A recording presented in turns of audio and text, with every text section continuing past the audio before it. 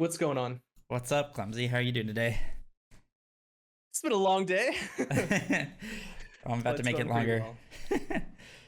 well. um, the patch notes review went well. Everything went according to plan. Yeah, I would say it's been pretty well received, and everyone is as surprised, and hmm shocked. Yeah, there were some like hints and stuff about like the boots changes and everything that I mean, even us. I mean, maybe some other pro players knew, but I didn't know that that was actually going to happen. Like just a week ago when I was streaming, people were asking me about like if that was a possibility, like what would like my change, like my ideas be for like removing boots and stuff from the game. So we're kind of I'm a bit surprised by it as well, but it's definitely going to be interesting. I guess we'll talk about it shortly. Yeah, But I'm actually like surprised where people heard the maybe it's data mining. I guess maybe they saw something. I'm not sure where, or maybe it was just extremely coincidental timing by someone else that mentioned the boost changes. I have no idea, but hmm I mean, surprising to see.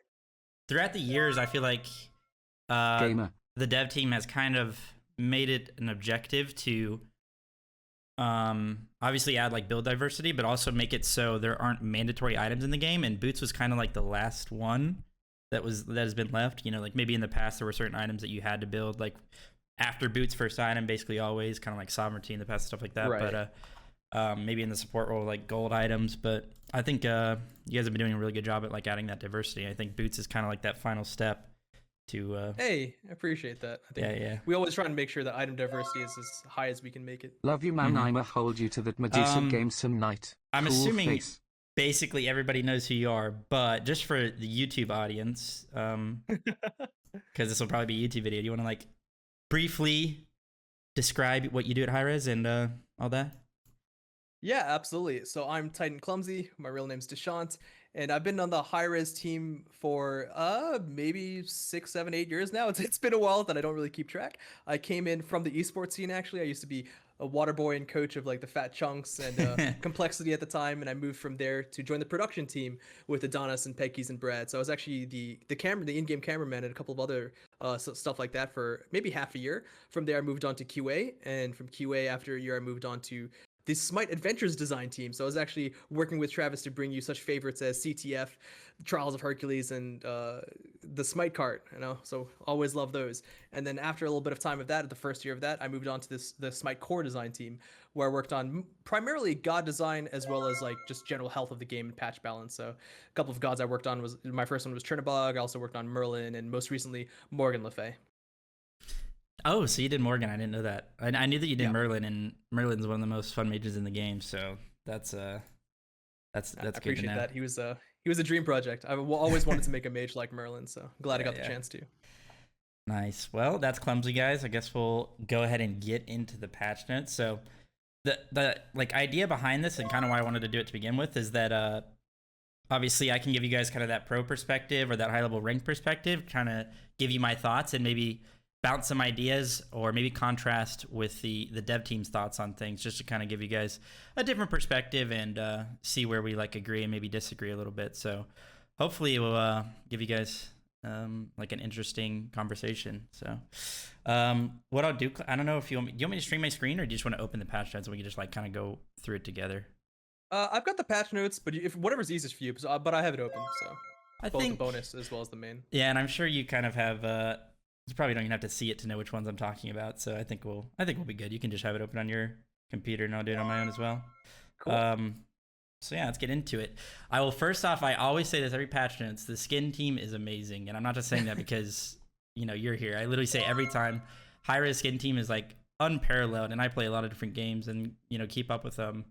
And it's no different this patch. These skins are awesome. I will say the only problem I have with this is that I've never seen Stranger Things, so I don't understand the references. Gotcha.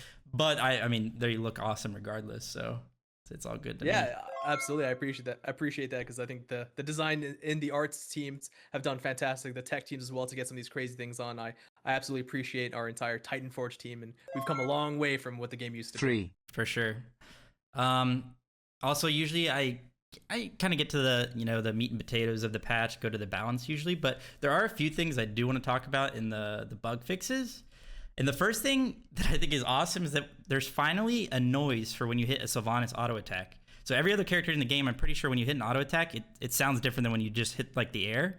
and Sylvanas Yes. never had that.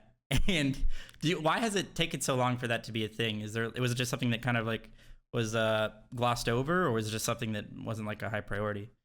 No, it's absolutely one of those things that was probably glossed over at one point. In fact, I think sometimes like gameplay bugs have existed. I think there was one with Geber Sylvanas where his CC immunity on one of his ranks was just so much lower than all the other ones, and it just once it gets brought to our attention, then that's when we can then schedule it in for a coming patch. And of course, we've got to work with a patch in advance. So sometimes we've got to just make sure. And for something like Sylvanas, we have to then make sure every hit sound is on there for all of his skins. And once we get that all ready, but which needs to be brought to our attention. Nice.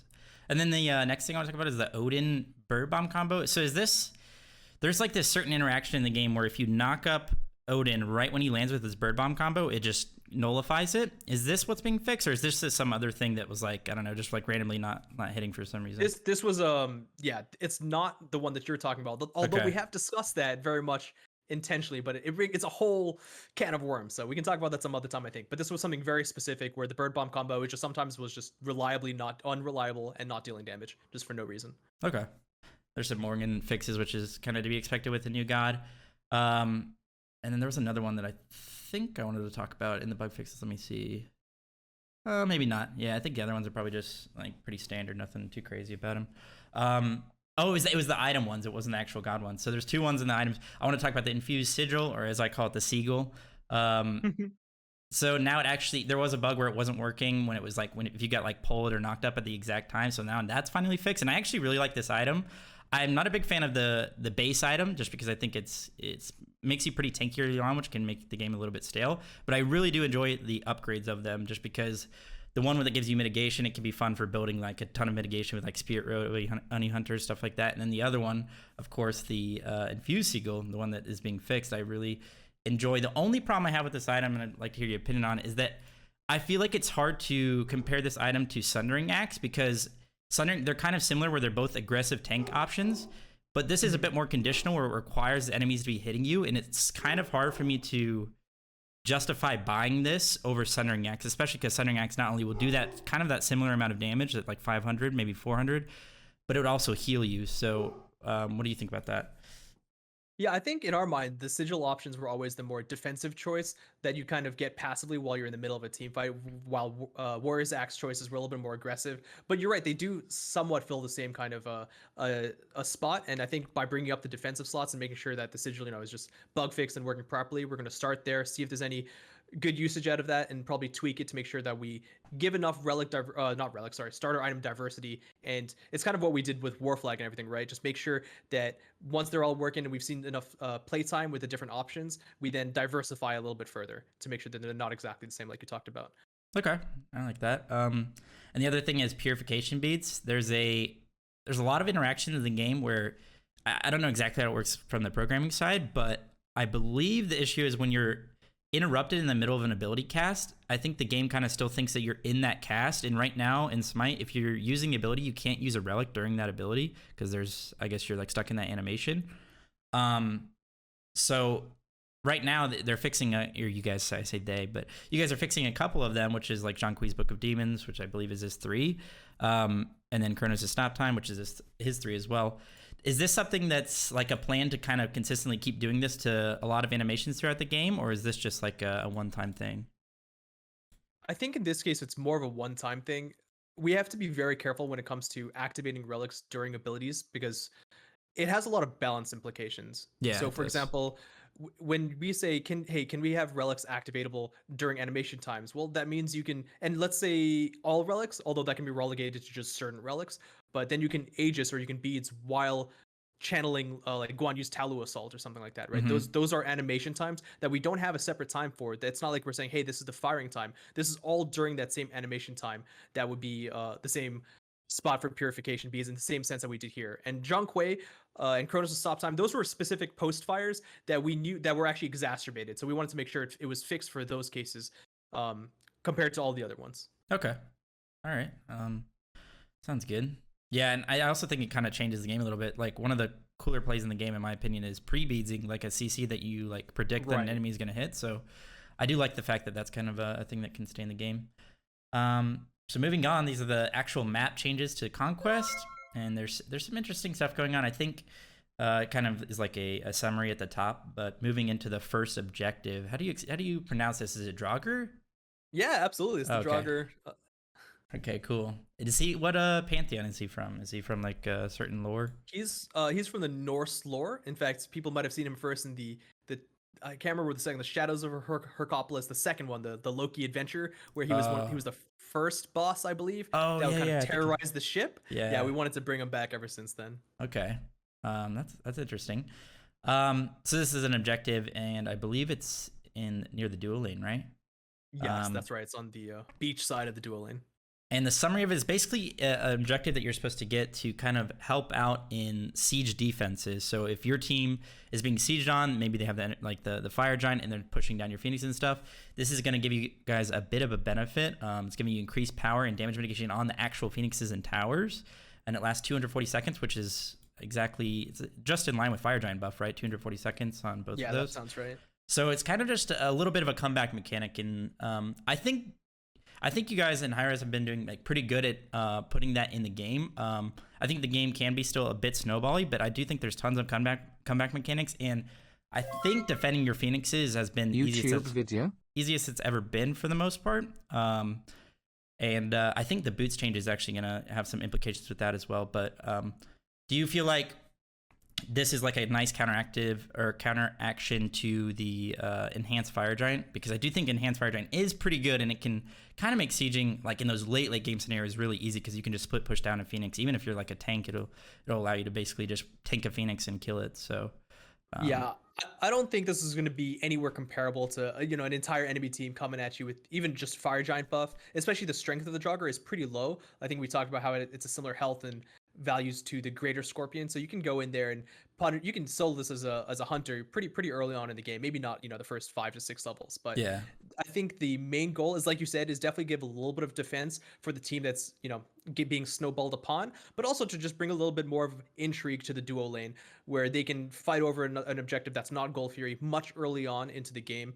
And provide that extra area, which is really exciting to fight around, so that you have two sides of the jungle in that lane that the hunter has to be worried about.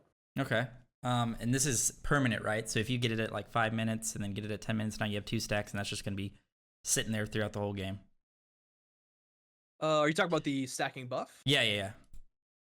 No, so I mean, the last 240 seconds, okay. Stacking buff is how many gods are defending that tower. Oh, right. Okay. So it stacks up. Okay, based on who's in the area. All right.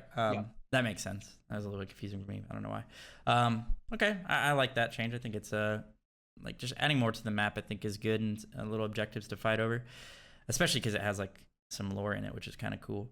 And then moving on to the support buff, the green buff. I guess this is kind of the first buff they've ever had, to be fair. Purple buff has kind of been a buff for them in recent time. I don't know if you guys can hear Odin bark, and he barks at everything. But purple buff also reduced like nearby protections for a little bit, which was kind of catered towards that support role. But now this buff is actually going to make it so it extends your nearby allies' buffs, I guess indefinitely, right? So if they have a fire giant on them, and if you're always in range of them, they keep it forever. Is that what it means? Fire Giant's the only one that's not going to affect. Oh, okay. So just keeping that. It's only going to be the other jungle buffs. And while you have that active, it's going to pause the duration of the other jungle buffs. Okay. All right. Interesting. It's also giving some 50. It's maximum health and mana plus an additional 30 for every 50 total protections, which it's been a thing that you guys have been doing a lot lately, which is making it like if something is designed for a specific role, you're making it scale based off what that role prefers or needs to buy. It's kind of like what we did with Sundering Axe. You guys made it so it didn't like work so well on mages because it was pretty good on them, but you made it scale off your actual protections. That way it was more catered toward that soul lane. And I think it's another thing that you're doing here, and I think that's a really just doing that across the whole game is really, really good in my opinion. It maybe lowers like build diversity a little bit when it comes to items, but I think it's just like healthy, and it kind of makes it so certain roles that aren't supposed to be using certain items, it makes it so they can't abuse it as hard. So, but speaking of this buff, I like it a lot, and with this in Draugr, and I guess the extra little area outside the dual lane, do you ever feel like maybe it's going to be a little bit cluttered, where there's going to be a lot going on there, or have you guys kind of like opened up the map a little bit and given it a little bit more room? Well, we haven't really increase the width of the map anymore. We did that obviously when we released this map in general, but we definitely adjusted some of the layout, even by those harpies on the other side of the Gold Fury. Adding these objectives definitely is a struggle. We want to make sure that we give purpose to every section of the map. And just like you said, we want to make sure it's not too cluttered. Now the junglers, on the other hand, will probably find that they have more options to do, and that's actually something that we've wanted to keep in mind, because it's possible that the location of this support buff may not be that easy for the supports to get themselves, although they actually can with the stats on how tanky that jogger is. But the jungler will now have options on each side of the map, and it's something we wanted to make sure that they always had. They didn't feel like they just had to stay in mid lane and soak farm all the time, or I think at one point it was stay in the solo lane and soak farm all that time. We wanted to make sure that the junglers feel good in the jungle, and these are all different ways of making sure that's the case. Okay, and then a funny question I have for you is, how does this interact with Tiamat? So if Tiamat has both buffs, she has a red buff and a green buff, does she just keep it forever? So I was actually like partaking in that conversation, but I know another designer and programmer were working on that. I know that it was brought up. I don't know the exact specificity, but I believe that it's not going to pause the own buff on Tiamat. But okay, I would need to double check that one for you, because I don't think we're going to allow it to be a permanent buff. Yeah, that would be interesting. Might be kind of fun, but so yeah, I like that change. Just adding more buffs to the game in general, I think, is obviously pretty positive. And then also actually buffing the other buffs. Kind of redundant, but making them a little bit stronger, at least the enhanced versions of them, just to, I guess, maybe to incentivize getting the Greater Scorpion a little bit more. I think at a pro level play, I think most pro teams kind of recognize how strong this actually is, and getting it early is pretty good, not only because it gives you that global golden XP, or maybe it's just gold that you get, maybe not XP, but then also just the actual effect of having those upgraded buffs is really, really strong, especially, I'm a solo laner. Having 20% cooldown early on in the game is insane. If you're playing like a Guardian there and you go Sands of Time cooldown boots and have an upgraded buff with a starter item in your boots, I guess they're not in the game anymore, but I'll just say it for the sake of the argument, you already have max CDR, which is just insane. So I think most pro teams kind of recognize how strong the Scorpion can be early on, but I think maybe the casual player base, this is a good incentive for them to kind of recognize that maybe they should be getting it earlier. Yeah, totally agree with that. Okay. And then there are some changes to Fire Giant, Gold, making all these things, I guess at least a Fire Giant and Gold Fury, making it a little bit tankier. What's the exact reason behind that? It's mostly because without boots being in the game, while they were a somewhat low cost and reasonable statted item, we expect lethality to go up. That's what we've noticed. It's spoiler alert for some of the item changes I think that are in here, although there might be a bonus balance. I think they're in this one. Is that some of the items are being adjusted, early items, because we expect lethality to go up once people are now getting some of these stronger power items in tier 3s without having to worry about buying boots. So these are kind of our ways of making sure that these objectives still stay relevant early on in the game. Mm-hmm. Okay. One issue I've always I don't think it's actually like that consistent of a problem in Smite, but one thing you have to worry about, especially for the developers, is making sure that at casual levels of play and lower levels of play, that it's not really frustrating to pull objectives, because it can be, especially with the abilities that have been added to like the Gold Fury when it starts hitting. It does its normal attack, and then it goes into that channeled ability that just hits really hard. I can just imagine like a silver level player just tanking that and just being like, what the heck is going on, and just having a really hard time with that. So I think it's always important to keep track, make sure that those objectives aren't incredibly hard to do. But lately the diversity in the objectives have been really nice as well, because you can do, there's Pyro on the map, there's the Scorpions, which are these small objectives, but then you have stuff like Gold Fury, and that has the different ones like Oni, and then the green Gold Fury. There's just a lot of diversity when it comes to the objectives. So I think it's really nice, just having more like game knowledge in the game. Having to know what you're getting and stuff is really good. So moving on, some Alpha Harpy changes right there. I don't think nothing too important. Some changes to Joust and Duel and Arena, which, that's not my area of expertise. Probably interesting, but we're moving on to the meat and potatoes. Like I said, meditation. I really like this change. I mean, meditation is kind of a meme, because I think throughout Smite's history, I think the game itself recommends that you buy it, and it's become kind of a meme. My Neath ADC has meditation when they have an Ares and stuff like that. Maybe not as much of a meme now, because I do think this actually is quite a big buff to it. So instead of it just being that burst heal, you enter a meditative state, in a way, I guess. And then you heal for 8, just a flat 8. It's within 50 units, but then it's 5% of their missing health and mana, which is quite strong. So it heals once every second for 4 seconds. So that's 20% of your missing health and mana. So imagine you're in like a siege scenario. Maybe you just did Fire Giant. You group up, and everybody heals for 20% of their missing health because they're all pretty low after a nice fight. I actually think this is a pretty big buff, and I think maybe you combine this with like playing a character like Guan Yu or maybe like a Hell, and you already have a Rod of Asclepius or a Cad Shield, and it's healing even a little bit more. It can be, I think it can be pretty strong. But I see it more as like a support item and maybe a soul lane item, not nowhere really else, I think.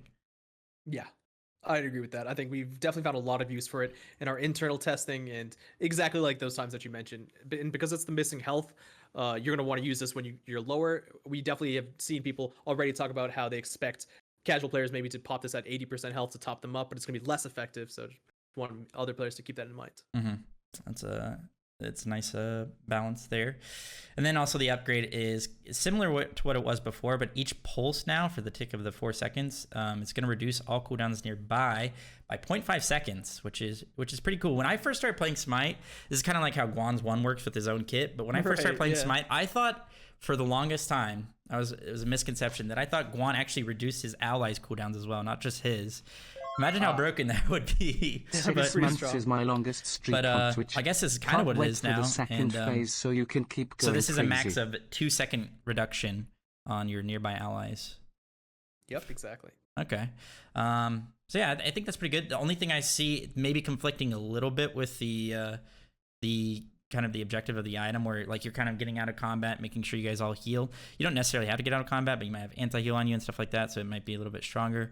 And then your ability is going to be reduced, so maybe you get out of combat, get that heal, get your cooldowns back as ASAP, and then maybe chase out after like a Fire Giant fight or like a siege or something like that. So I think it has some gameplay implications for sure, and yeah, I like the changes to that specifically.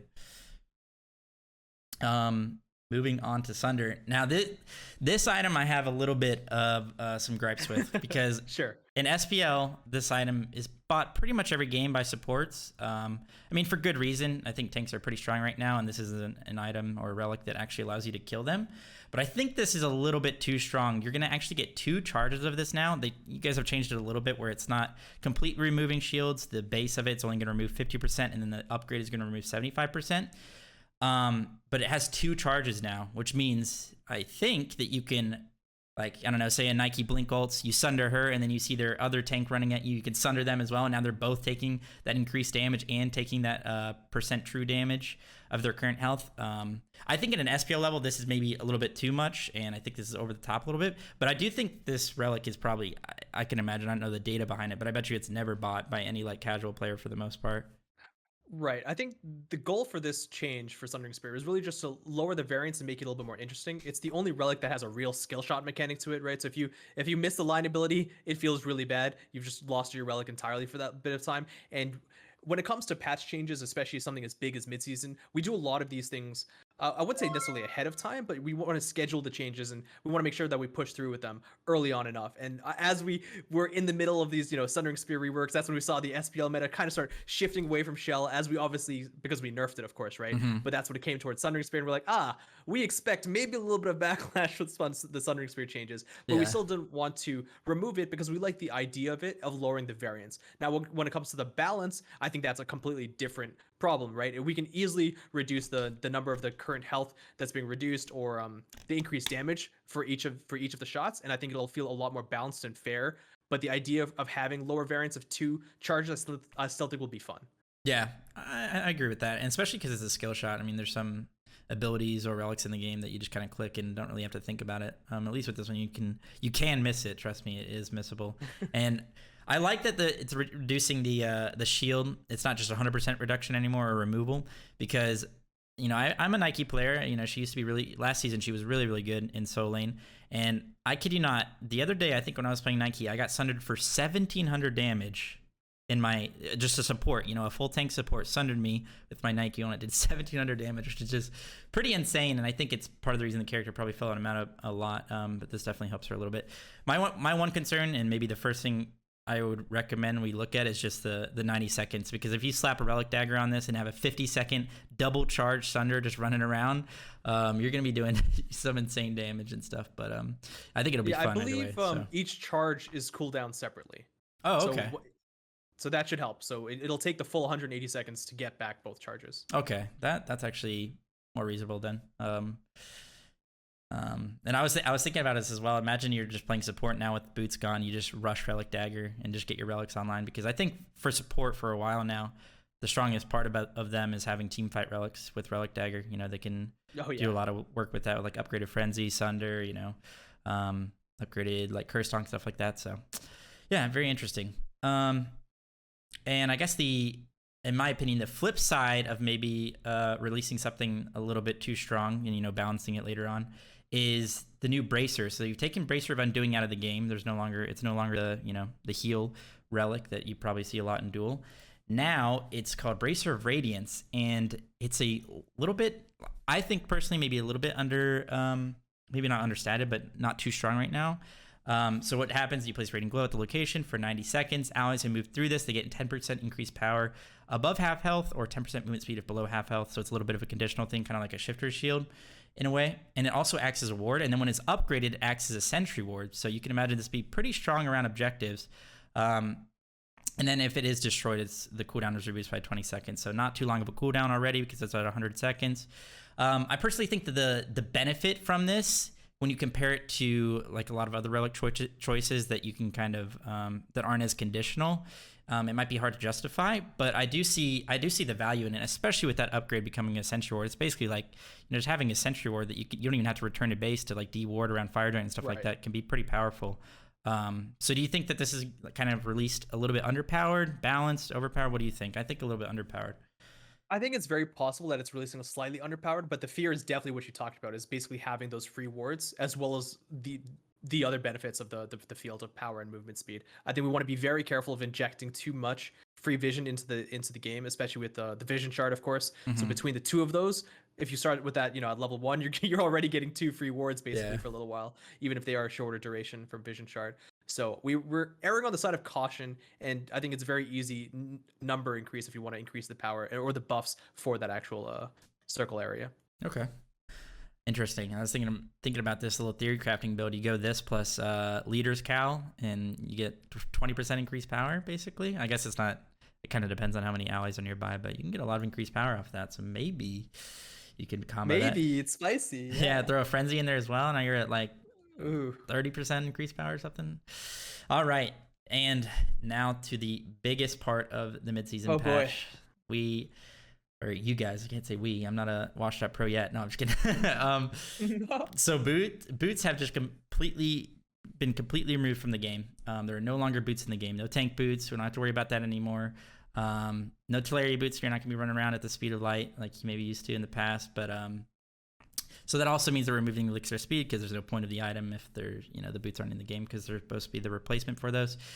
So this has a ton of gameplay implications. My first thought as a pro player is that I think it's obviously, like you said earlier, it's getting increased lethality of the game. I think Smite has trended a little bit more towards burst, like throughout the years, and especially right now, I think there's a lot of damage in the game, and I think this maybe pushes us a little bit more in that direction.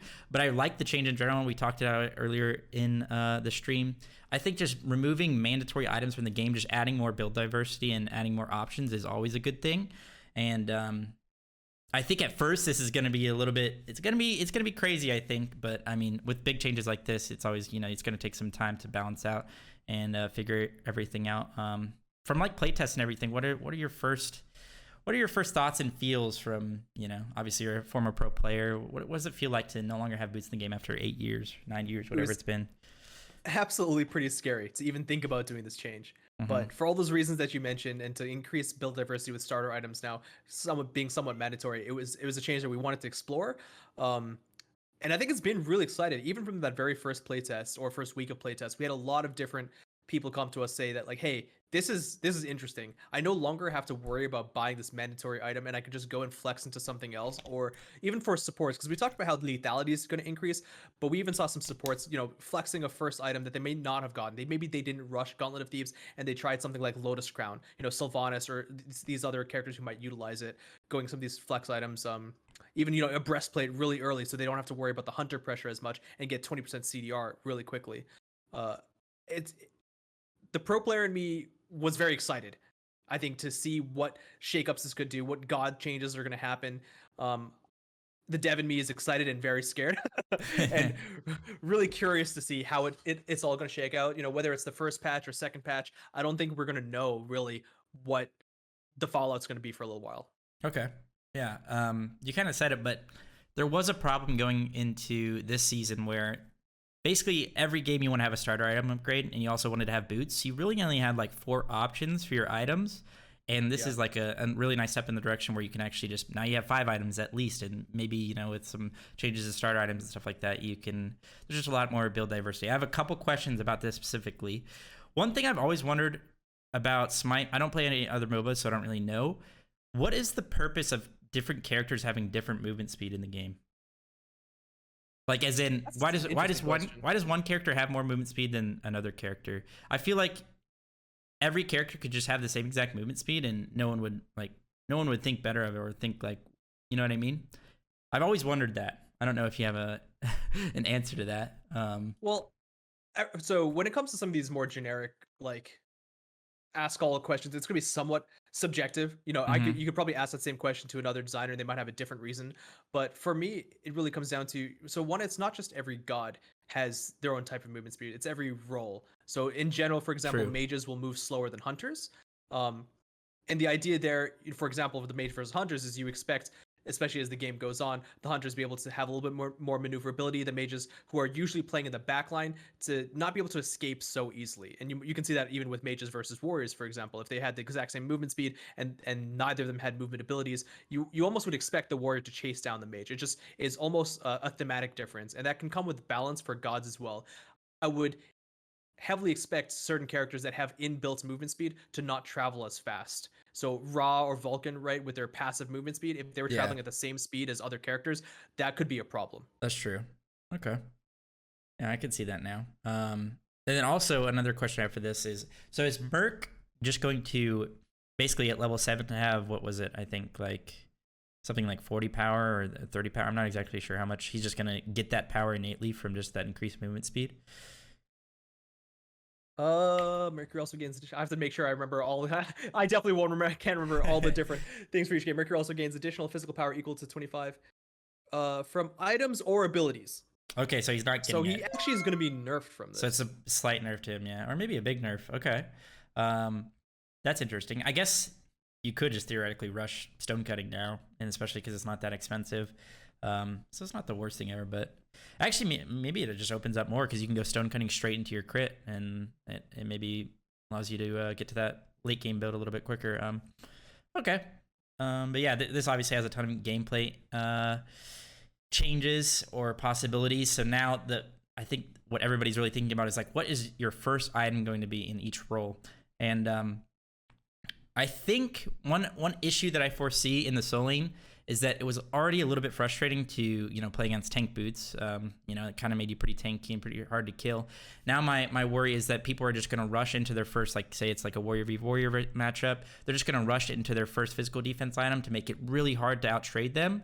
And then it kind of, at least before the tank boots meta, at least before, if you went warrior tabi, there was about like a 5 or 6 minute window where you're going to be fighting each other with no defense basically, and there's going to be a lot of outplay potential, a lot of like actual solo kill potential.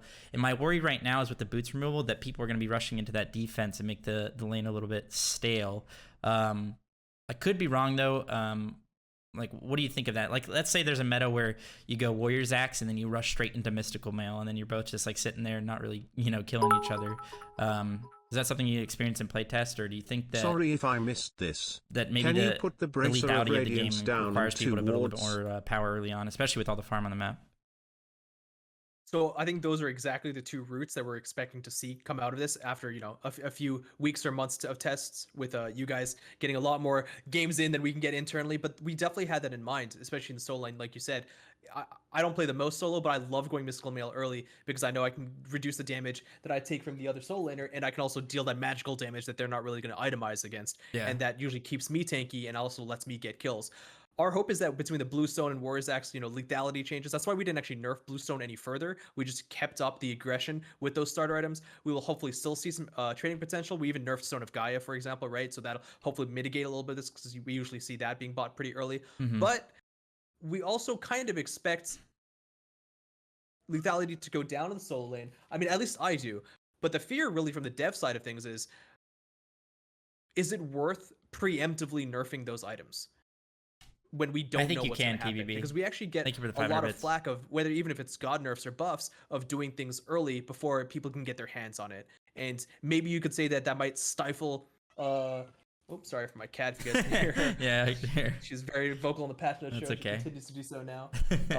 It might stifle that first patch or maybe for a little while, but the idea is really just we're going to shake things up so much that it's hard to predict things in advance, and we want to be very careful whenever that's the case. So for example, maybe with the increased lethality from junglers and that extra XP camp that's now on the map, maybe we see more jungle rotation in the solo lane, and then that actually causes more fights to break out and more lethality over there, right? There's so much going on with the map and itemization and the god changes we did as well, right? Yeah. We now have basic attack warriors coming in with all the death toll and shoguns changes. Maybe that might already cause more lethality, and we just want to stack as few of these preemptive changes as possible.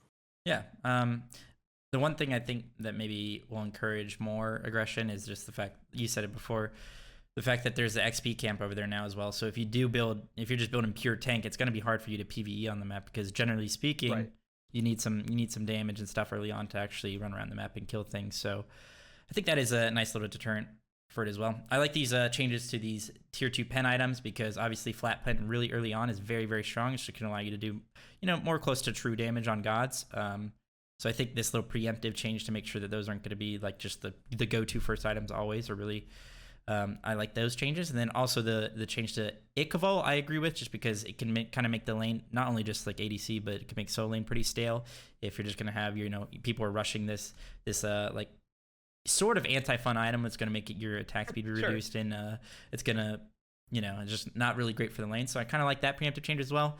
I don't really like the Mystical Mail change. I know I just said that maybe like, you know, that would be the rush item and then it would be kind of lame because you're just going to like sitting there hitting each other with Mystical Mail and pretty tanky.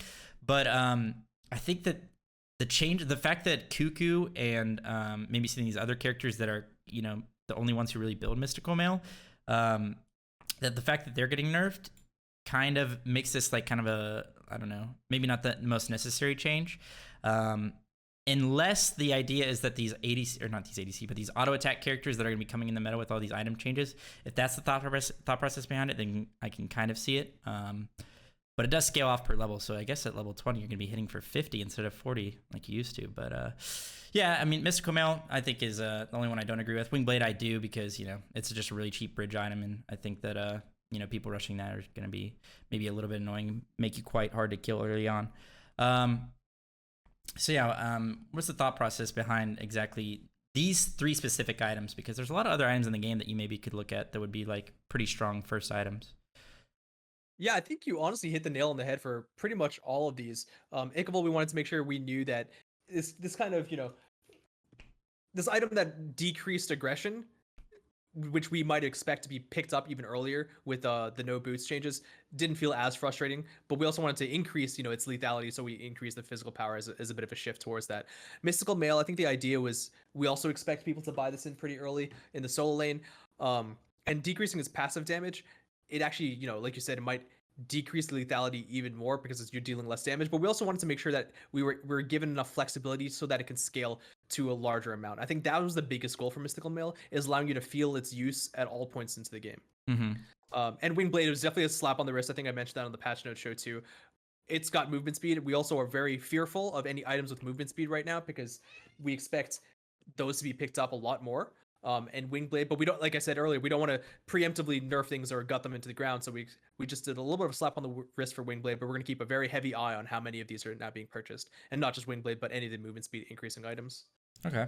Yeah, I think Weakblade's in the best spot it's been in for a long time. And I honestly think it's kind of funny. I think this is probably the single best magical defense item in the game for just surviving, because with the access like percent pen for a lot of these carries, if you have an item like Pestilence or even something like Talisman Energy, yeah, you're getting a lot more protections, but it's getting mitigated by their percent pen. Whereas this passive just always keeps you like slippery and hard to kill. So I do think it's a very strong item. So definitely got to keep your eyes on it. But moving on. Okay. Okay. Moving on to Staff of Mirrodin. So I think this item is insane. Like busted, but I think it's really fun, so I'm fine with it being busted for a little bit, or maybe for a while, depending on how things turn out. So basically, it's a new passive. Before, this item was really only built on in a Janus build and maybe like some Merlin builds and some other stuff. But the problem that I had with this item is that there's a lot of characters in the game that you couldn't really actually use it, because you would throw out an ability, and if it was like a channel ability, the second one you threw out would actually cancel the first one. It interacted like with Merlin on this, on a couple of his abilities, I think on his Ice 2 and stuff like that. So that's one problem I had with the previous passive. But this new passive is no longer you get that double rotation or ability. You now get 80% uncapped cooldown reduction. So it's kind of like little match of the day in normal Conquest now. And you get it for 7 seconds. Okay, my initial thoughts for this is going to be bought every game in mid and in support, and some maybe even solo if Guardians become a little bit more meta. I don't know how balanced this is. What do you guys think? How fun did you have trying this out in playtest and everything like that? I mean, it's definitely a lot of fun, but I also think it looks a little bit crazier on paper than it might be, right? Because let's say you've got a 10-second cooldown ability.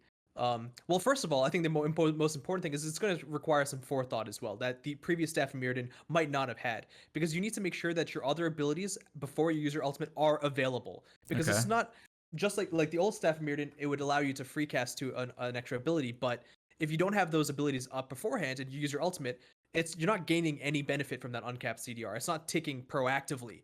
It's when you use an ability, it'll then have that extra 80% CDR. So let's pretend it's 100% uncapped CDR. Well, a 10-second ability is now going to be 5 seconds, right? It's not like you're going to immediately cast another ability as soon as you can. So in fact, the benefit for this item will probably lean more towards characters with CDR in their build, or with characters that already have low CD. Like I know a lot of people mentioned Hebo or Hebwa, where he already has such low cooldown abilities. If you ulti, you're going to start getting those a lot faster, because that 80% actually matters for someone with 3-second cooldown versus someone that has a 10-second cooldown, which will only reduce it to 5. Yeah, so you have to be at 40% to get to that 80%. So if you're at 0% and use this, do you just go to 40%? No, you do get the 80% immediately. Oh, okay. You don't have to have have any cooldown. And then it'll decay to that 40%, as if you had 40% in items.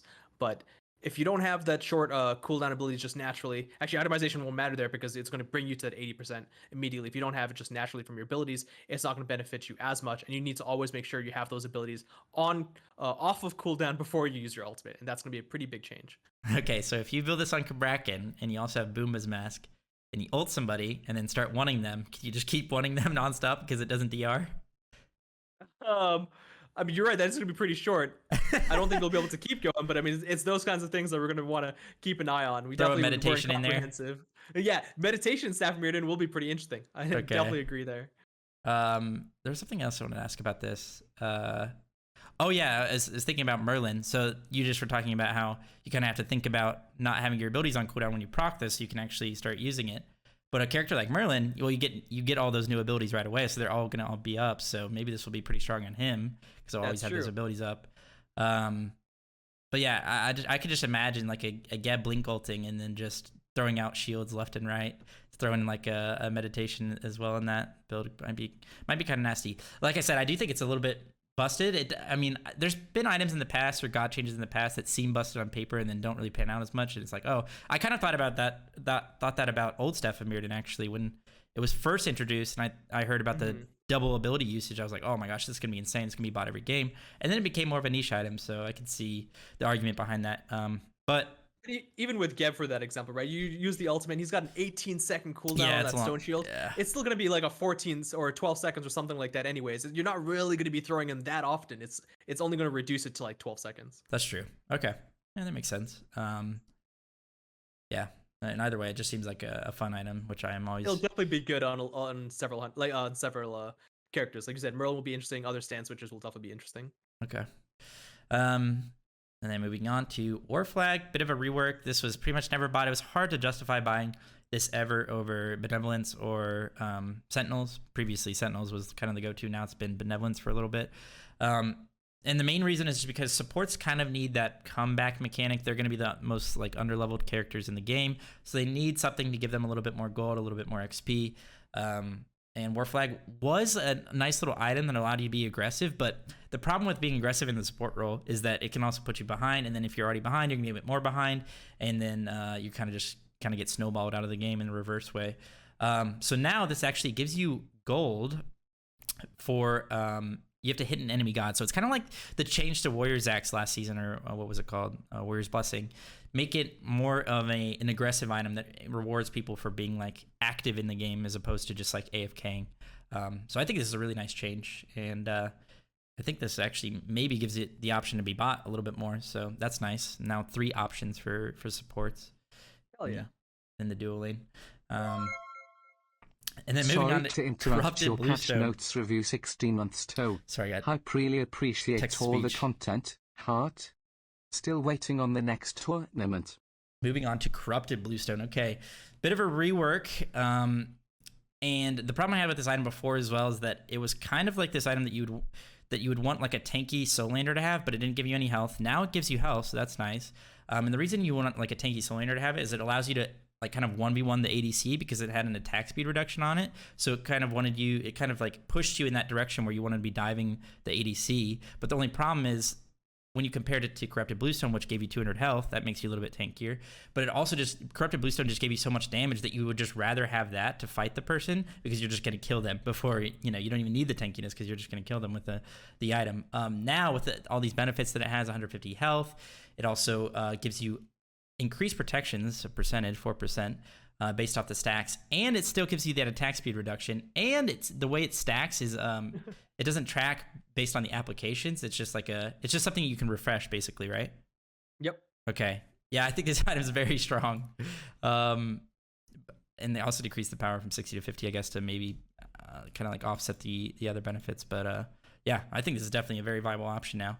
And so it's 4% increased protections, and it stacks. How many times does it stack again? Isn't it 6? Or am I wrong? I've got to remember the exact amount of times. Let's see. Maybe not 6. Maybe it was 5. It was only two stacks on one enemy. But if you hit multiple people, I think it's 6. Yeah, exactly. Okay. I mean, that's kind of hard to do. It'll I think if it still stacks 2 times, I need to double check.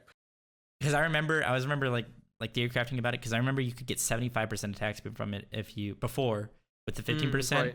That would be 15 times 6, 75.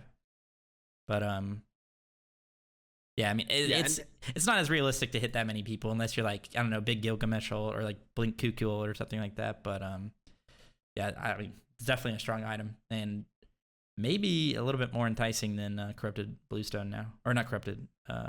Bluestone Brooch. Yeah, Brooch. Yep. Yeah, that's what. So yeah, I like that. Now it's actually a pretty viable option. And, Alec, grats on the win. Moving on 9 months. To the auto attack changes so some for the are solo saying lane. Panda is the best player in the world after the Phase 1 playoffs. The first thing changed to Destal. Destal really not viable before, and if you wanted to go for like a sustain item in lane, even on an auto attacker, you'd probably just go like Warrior's Axe. So now that's getting a bit of a buff from 50 to 75%. The upgrade as well is also getting a buff.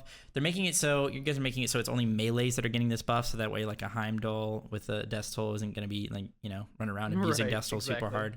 So I actually really like this change. I don't know, it's hard to say whether or not this will push the auto attackers in the lane, because in my opinion, my problem with the auto attackers isn't really so much that the items aren't that great for them. I mean, it's definitely a small part of it, but I think characters like characters like Bologna and Erling specifically, I think have been a little bit, maybe a little bit power creeped and a little bit, their kits in general just aren't that great when you compare them to some of these other warriors.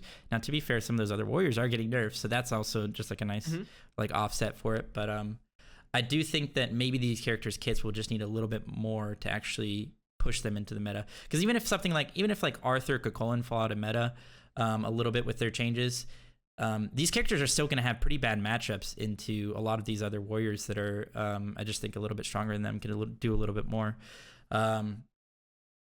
So I do think this is a step in the right direction, but I personally don't know if that'll actually push them at least into pro play. But one change I really do like is the Berserker Shield change. I was so sad when the ADCs took our item and started abusing it in their lane and made it get nerfed into irrelevancy for a few patches. So now it can only be bought by Assassins and Warriors. So that's just a nice change, because you don't really want, it's really not good for the game when an ADC is building like a bruiser item that also gives them a ton of DPS, just because it makes their lane stale and then it makes it really frustrating to dive them. So now it can only be built by Assassins and Warriors, which is nice. And then also increase the attack speed from 50% to 25% and the physical protections from 20 to 35. I hated that it only had 20 protections on it before, because it kind of just felt like it was like a 2,500 gold item and you only got 20 protections from it. So now, at least with 35, it's not that tanky, but it's supposed to be this more like aggressive option anyway. So I do see a world where there's a meta where you go Deathtoll and you rush straight into Berserkers, obviously because you're not building boots. And you already have percent pen on your item with a ton of attack speed and your Deathtoll, which you're healing with like even more now because of the melee cleaves. So, I mean, I like this Berserkers change specifically. I'm glad that you guys recognize that it was pretty frustrating when hunters were kind of abusing it. Yeah, it's something we've run into several times in a year. How pleasant, what do you think about design an new item, or we buff an item and it goes to staff a role that we murder? didn't quite intend it for. Berserker Shield was definitely one of those that we kind of, when we reintroduced it, was something that we expected warriors and even assassins to flex into. But at some points, hunters were just like, no, this is just really stat efficient. And like you said, we had to nerf it back to back. And at some point we were like, okay, well, maybe it's at a state where someone will buy it and it's niche enough, but in our mind we still wanted to bring it back for warriors. So we don't usually pull this trigger. This is pretty much the only item outside of like the Arthurian tree or role specific trees that is class locked. But we thought this was an appropriate case to help bring back those auto attack warriors and just to be, let this item be what it was designed to be. Okay, here, one sec, I'm gonna read out these subs real quick.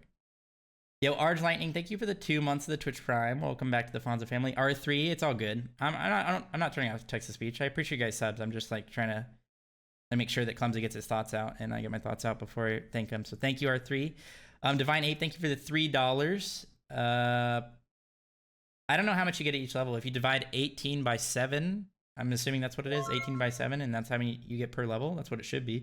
Per Bowman, thank you for the 15 months as well. New upgraded med plus staff meter. We were just talking about that. That seems like a nice little combo. I don't know how actually meta that will be, just because med you want to heal kind of out of combat, especially if there's anti-heal on you. So more of like a meme build, and maybe it has some gameplay potential, but it should be fun either way.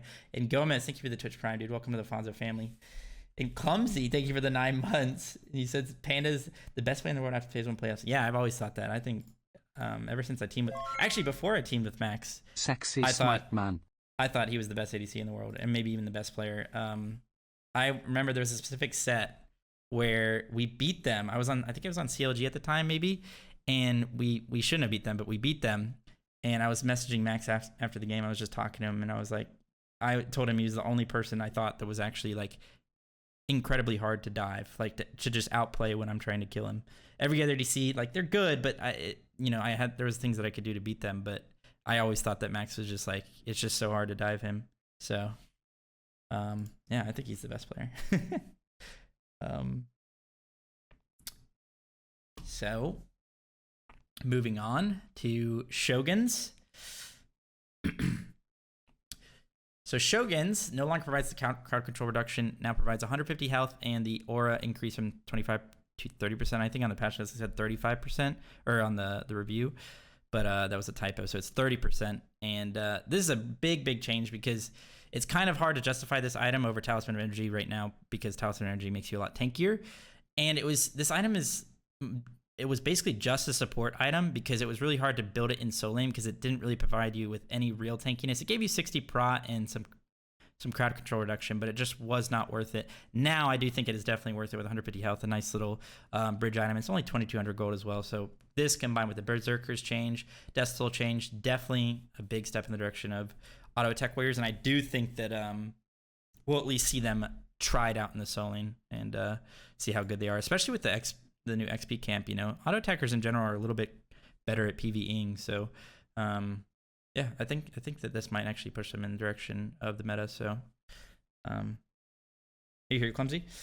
Yeah, absolutely. Okay, I cool. didn't want to interrupt your train of thought, but I pretty much agree with all that. That's what we're hoping to see is a little bit more auto attack warriors, and if they need a little bit more love, like you talked about, not just from itemization, and if the nerfs to their counterparts weren't enough, then we'll definitely address that. Okay. I could see a meta where, like, say the auto attackers become meta, and then there's like these anti-auto attack characters in Soul Lane like Chalk, and you rush Witchblade first item, so then you have Bluestone Witchblade, and versus like a Death Soul Berserker Shield character might be interesting. So this serrated edge change I think is a little bit odd. I think this item's already bought quite a bit. I don't know across like all levels of play, but I see it a lot in SPL and just scrims and stuff like that. I think it's already a pretty well statted item. It's got like 4 separate stats on it, and then it also has the passive. So I don't really see this change as necessary. I also think that Titan's Bane is really, really strong, and I think that item actually is underbought. So if it were me, I'd probably buff Titan's Bane before I buff Serrated Edge. But what exactly is the thought process behind Serrated Edge not being changed a little bit? Yeah, I think just ever since we introduced it, it got hit by a slew of nerfs, and since then we haven't seen much play out of it. I think in general, we obviously don't get to see the scrim side of stuff. And the SPL, we see it bought very infrequently. I think I saw some Najaz buying it, and maybe even Erlong. But overall in the stats, it's just not performing all that well. It's not being used all that well. So we wanted to just give it a little bit of love. A 10 power, we didn't think would be the make or break for the item, even with its other stats, because it's got a decent cost to it as well. And if we need to find a revert spot where we can go somewhere in the middle, I think that's okay. But we want to just show it a little bit of love because we don't see it as much as we would like to, especially for a new item. Yeah, okay. 10 power is not that big of a deal either way, but I know that Panatom loves this item. He built it a lot. And then moving on to Mannequins. So just some more buffs to Mannequins in general. Increase the physical damage from 12 over 2 seconds to 16, plus a bit of your actual scaling power. That didn't happen before, right? There was no scaling of the power that added to the damage. It was just the flat damage, if I'm not mistaken. I think that sounds right. I know we did add some scaling to this, especially in the health restore and the mana restore. Okay. I can't remember if we did the percentage to the damage as well. Yeah, I think that is new. Okay. I think that's the whole point, is to make sure that you keep up its relevancy and damage as well as sustain keeps up as the jungle camps continue to get tankier. Yeah, that makes sense. I already talked about in the patch notes that these changes are just, I think, really, really healthy for the game. These things that just scale, it makes like items that are designed for the early game, and maybe some items that are designed for the late game. It just kind of balances them across the entire game, which is just really, really nice. One thing I will say though, I think, is the percentages of the max health and mana are a little too high, especially the mana. When I look at that at first glance, you're building this on these characters that really don't even have that high of mana cost to begin with in the jungle. And let's just say like Osiris. Say you're playing Osiris jungle and you get restored 15% or 15 to 5% of your max mana per jungle. Is that per harpy? So if you clear a back camp that has 3 harpies, you're going to get 15% of your max mana. Is that correct? Yeah, I believe so. I feel like you just won't have mana at that point. Like you'll always have like basically 100% mana, because like if you just walk up to it and you're getting 45 mana plus 15%, that's a lot of mana, I feel like. It is a lot of mana, and to preface as well, because for those who are either tuning into the stream late or joining the YouTube video a little bit later, I was definitely involved in a lot of these changes, but I want to also clarify for the ones that I may not know the exact answers to, is because we obviously have other designers on the team that were more integral. I know Pon took lead on the mid-season changes, so there are definitely things that I'm going to miss out a little bit, but I'd also trust the balanced configuration, and I know we tested this one, and I know Pon's pretty much a jungle main, and he whoops our butt in playtests too. And the goal of it was really to make sure that Mannequins, ever since we nerfed it as well, and Boomba's Dagger came into flavor, and then after that Eye of the Jungle, we knew that the sustain factor was going to be kind of the make or break for this item. So we wanted to make sure that it just competed with the other two. And you're right, 5% does seem like it's going to be quite a bit, but it's also, there's a reason why we changed the parity from the 15 health restore and 15 mana restore to 3% versus 5%, because we expected more mana usage, especially for some characters who may want to flex into this item and aren't just the auto attack standard junglers you might expect. But if we need to bring that down, I think that's also fair. Okay. I could also see this maybe working a little bit in solo lane with a couple of these changes, but it's always nice to have more diversity, more options. And then the upgrade also just changed a little bit to be in line with the start, which nothing crazy. Sentinel's getting a cost reduction and an increase to the tankiness. Lately, it's just basically never been bought because Benevolence has been so strong, and Compassion, the Compassion upgrade has just kind of been the go-to. I think people have done the math quite a few times now. Compassion is just basically always better than Sentinel's Embrace, just because I think the main reason is that you can just buy percent pen, and then the Sentinel's protections that you're getting from the upgrade just are a little bit less valuable compared to Compassion. But I think this gives it a more like clear early game advantage where you're going to get a little bit more tankiness and just be a little bit cheaper than Benevolence by 50 gold. So kind of just give it a little bit more of an option to be built by supports, which is always nice. More options, the better. Moving on to Conduit Gem.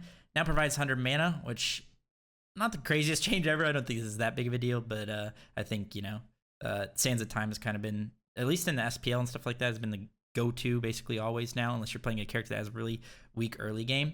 And it's really hard to pass up on that passive from Sands of Time. It doesn't give you infinite mana, but it practically does, just always have enough MP5 to stay out on the map, which is really strong for farming, fighting, everything. So Conduit just maybe 100 mana, not quite the same. You don't want to just slap on a bunch of MP5 as well as Sands of Time, because then they're basically the same. Just gives it a little bit different of a role, I guess, especially if you combine it with something like Book of Thoth and you're getting extra power a little bit, So yeah, I think that's a pretty fine change. And moving on to Vampiric. So Vampiric is kind of a weird item. I don't really see its, or at least before these changes, I didn't really see its role because the upgrades weren't really great for solo lane tanky items, and you kind of see this as like this solo lane sustain item for either Guardians or maybe some tanky mages. It's really hard to justify buying this in the mid lane because Sands of Time and Conduit are so strong. They help your early game, they help your late game. They're like the true mage items that are going to give you damage and everything that you want for your full damage builds. So it was kind of hard for me to justify this item in general. But I do think with the changes to the Blood-Soaked Shroud specifically, it actually may be viable now because you guys have changed it from just a flat restore of health and mana to actually a percentage of your max health, which is obviously very good for tanks. And especially Guardians, if you're building enough health, you can get up to like 4k health in solo lane, and then 2% of 4k. I don't even know what that is. I can't do math. What is that? Like, I don't know, maybe like 100 per minion or something like that, close to that. And obviously you can use this on minion waves. So if you hit 6 minions, you're getting 12% of your max health back. And it's your max health, not your current health or your missing health. So it's always valuable, even when you're high health or even when you're low health. So I do think this actually maybe pushes this a little bit more towards like a Guardian meta, perhaps, especially with like the Staff of Mirrodin change and stuff like that. So I think that maybe more Guardians will be played in the solo lane now. And obviously this base upgrade's pretty good as well. 100 health and 15 protections. The first split. Loved it's already the games. Pretty hard to outtrade somebody with Vampiric. Like a Guardian with Vampiric gives you quite a bit of sustain. So now they have this also, this extra health and these protections. So I'm assuming that these items weren't bought very often at all, and that's why kind of they were being buff. Yeah, I think you definitely hit the assessment correctly, is that we wanted to make sure that whether it's Bruiser Mages or Guardians in solo lane, it felt like they had this item and the upgrade had its role. A lot of people have asked me previously, it's like, hey, Cthulhu and Jormungandr and some of these Guardians that you expect in the solo lane, like, where have they gone? Like, I know you guys have buffed them a little bit, but it really came down to, Bluestone and itemization favoring these Thank you, Zach. the other warriors for the physical warriors. And Vampiric Shroud was always meant to be kind of the choice that you can go as a Guardian to feel like you can flex into the solo lane and not feel bad about it. So these changes are absolutely with that in mind. And of course, we have the Sacrificial Shroud upgrade with even more power if you want to still utilize that in the mid lane or generally just want some more power. Okay, yeah. Now that you mention it, I'm thinking about Cthulhu and his ult and hitting people with Blood-Soaked Shroud. So because you obviously get more health in your ult, so then percentage is just increased even more, and you're just healing a ton while you're in Cthulhu ult. That sounds kind of nice. So one problem I have with Sacrificial Shroud, I keep saying I have problems, but they're just small problems. It's all good. They're just small problems. The one problem I do have with it though is that the damage is done after you lifesteal. So if you were to build a bunch of lifesteal and have Sacrificial Shroud and you were to throw out an ability, you're actually not, the lifesteal that you're building to kind of synergize with this item isn't really helping you at all because you're still taking that extra damage. Now, that might just be the correct balance change, just because if you're just life-stealing it right away, then what's the point of the damage trade-off, the damage that it does to yourself? So is that something that's intentional, or is that maybe just like a product of like how animations work in the game? Yeah, I mean, it's definitely a product of gameplay and programming. Like, that's just the way lifesteal and damage works and interacts. And I think we've just tried to find the right balance spot for Sacrificial Shroud to make sure that it still felt worth it. And if, from what I'm hearing, it's, it might just be that the ability cost of the maximum health that you're taking might just be too high for the amounts of lifesteal and power that this is giving. And I think those are other additional balance spots. But we're not going to change the interaction that already exists. Okay. One small thing that I would say about Blood Shroud is that you remove the stacking lifesteal from the item passive. So that build that I created for Guardian solos, where you go Vamp Shroud, Breastplate, Voidstone into Typhons, and you have purple boots, it's not going to be as good. That's all I'm going to say, okay? Just no purple boots too. yeah. Oh, that's true. No purple boots as well. Yeah, I forgot about that. And then a slight buff to Warrior's Axe. I think maybe some people are a little bit annoyed by this, but I think it's actually fine. It's actually not.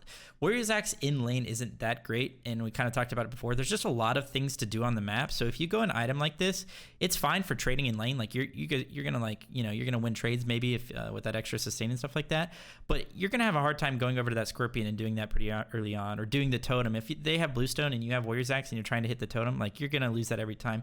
There's a lot of things on the map right now to incentivize being a little bit more aggressive early on. So I actually don't think that like changes like this are really that big of a deal. And I think it just kind of gives it a little bit more viability in the meta. One thing I will say though is that the upgrades of Warrior's Axe, Sundering Axe, and Hero's Axe are very, very strong. So there are those builds where like you go tier 2 Rang Des and then save it out and then get the Sundering Axe later on. So that is quite strong. But I think this is a fine change. I do like. I don't know if you guys got this from me. I did recommend maybe like a month or two ago because I'm in love with these scaling changes. I know I've mentioned it a few times. Anything that scales per level or scales based on like the role you're playing, I just think it's really like good for the game. So now Warriors actually scales one extra, I guess, health steal per level. So that what is that? It's up to 55, right?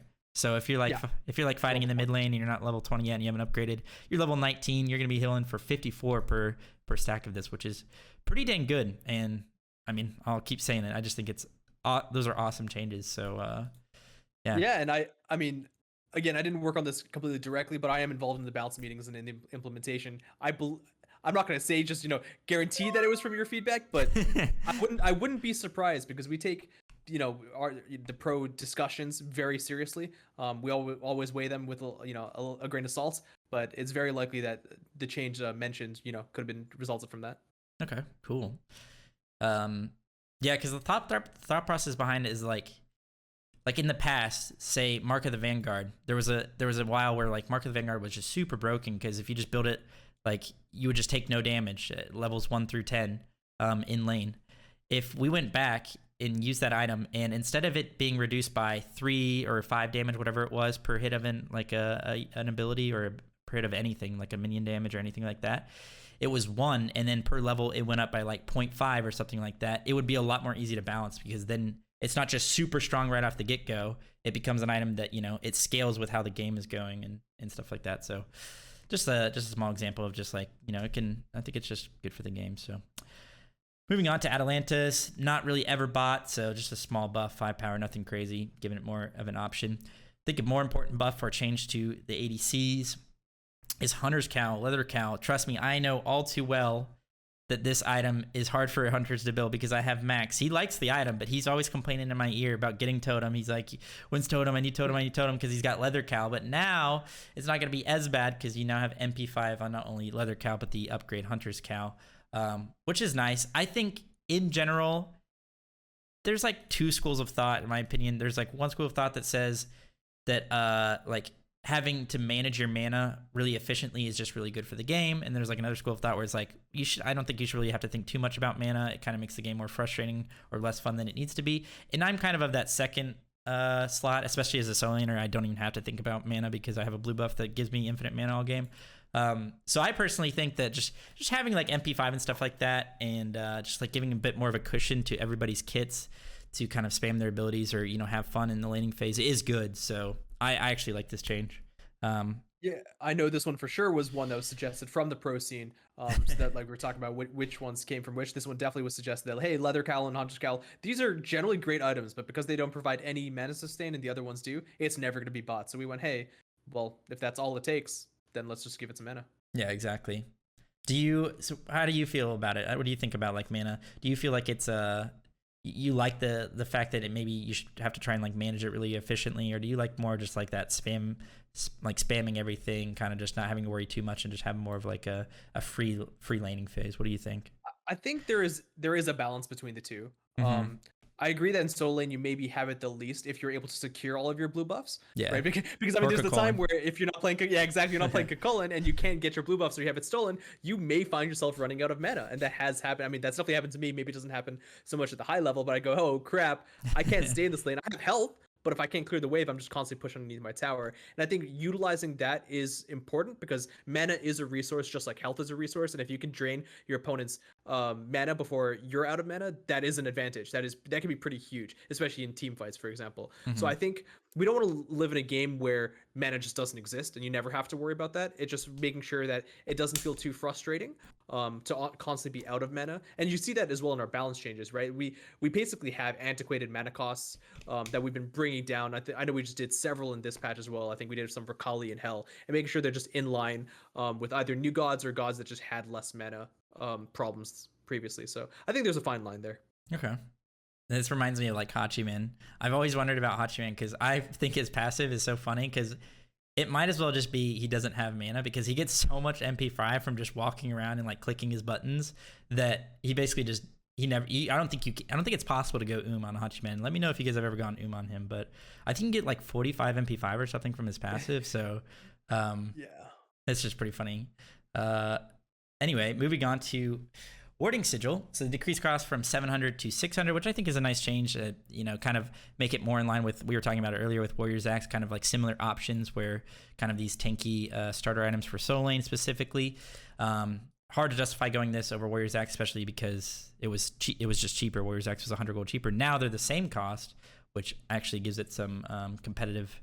I don't know. You can probably go both now or try out both. But yeah, nothing too crazy there. Some changes to Tainted Steel and the upgrades. I actually love Tainted as an item, and I was building it quite a bit before Bluestone became like the big meta. Because I love this item in general, just because one, I think it's really nice for like laning phases. Say you're against like a Kamizatsu, you know, his healing is just so frustrating to deal with in lane, or like a tier. It actually gives you something to deal with it, and I think that's really nice for solo lane. And then late game, you know, what's more frustrating than like a Hell on the enemy team or an Afro or, you know, like Yamoja? What's more frustrating than that? Well, guess what? You can literally build a tank item that removes 50% of their kit, which I think is really, really strong. And if it wasn't for Bluestone, would probably be the strongest starter item in the game. But some changes here to not only the start, but also the upgrades. So the first thing is that you're actually getting the healing now that you're reducing from the starter. So, but it's not 20% anymore, it's 15%, but then you're getting all of that. You're getting 100% of the healing reduced, which sounds, I mean, 100% sounds kind of crazy to people, but if you're healing or you're reducing by 15% and it's like a 300 heal, then that's 45 of their health that you're getting back. So it's really not that crazy, but it's just like it's kind of like maybe like a health pot or something, just a little bit more sustain that can help you out, especially maybe on some characters that don't have sustain in their kit. And then upgrade to Tainted Amulet, 20 to 30%, and then you're also getting 100% of that back with the upgrade. And then Tainted Breastplate increase the physical power and the magical power. I guess to give it more of an option for these like aggressive tanks that want to have anti-heal as well. The problem I have with Tainted Amulet is that one, it can be anti-heal. So most people will be building anti-heal at least at a high level, maybe not in casuals. So that healing that you're reducing and then receiving, you're not really getting a ton of it just because it's probably getting anti-healed quite a bit. And then another thing about these items is that one of them actually has a lot more physical protections than magical, which is Tainted Breastplate, and then Tainted Amulet has a lot more magical protections than physical. So I think one way you could balance these items is just kind of really focus on that. Like have one of them be the true magical defense item. Say there's like 3 magicals on enemy team, then you go for the Tainted Amulet. If there's a bunch of physical, then you go for the breastplate. I'm sure that was the intention from the get-go. Yeah, definitely, especially with such a high difference between those protections. So yeah, I think it might be hard for Tainted Amulet ever to be that strong just because of the already existing anti-heal for it, but I do like the idea behind the item, and I like these changes. Like I said, I think Tainted's awesome for the game. One thing I don't like though is Jade Emperor is getting buffed. I never liked this item just because it's cheap. I think it's only 2,100 gold, and it reduces the power of nearby enemies. Everybody knows kind of what it does, but if you don't, it reduces the power of nearby enemies, the physical power, by I think they've nerfed it to 20 now. So it's only 20. But for physicals, that's quite a bit of power, especially early game, considering physicals, most of their damage comes from auto attacks, and their auto attacks are 100% scaling off their physical power. So it's quite a bit of damage, especially if we're, let's say we get into this auto attack meta that might happen with like these Bolognas and Deathstoll characters and stuff like that. If you're playing against a Guardian, like I said before, with Staff of Mirrodin and some of the other changes, maybe they're a little bit more meta. They go an item like this, and then you're no longer hitting like for anything at all, and you're really, really tanky as a Guardian into these auto attackers. It can kind of make the lane a little bit stale. So I think this might be something that kind of have to keep an eye on for maybe make it more of a support item, because whenever this item is a meta item in Soul Lane, it's kind of rough, and I don't think it's too fun for the game.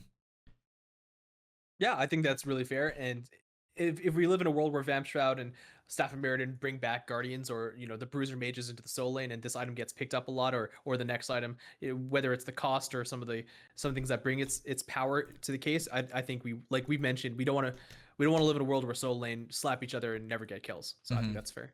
Okay. And then Tyrannical Plate Helm. I think this is a much needed change to the item. It's decreased the cost from 2,600 to 2,400, 200 gold, quite a bit, especially for an item that, this is, in my opinion, when I first saw this item and then saw the cost of it, I felt like it was contrasting really, really hard, because it's supposed to be this lane item because it's giving you, it's buffing your minions, making them harder to kill.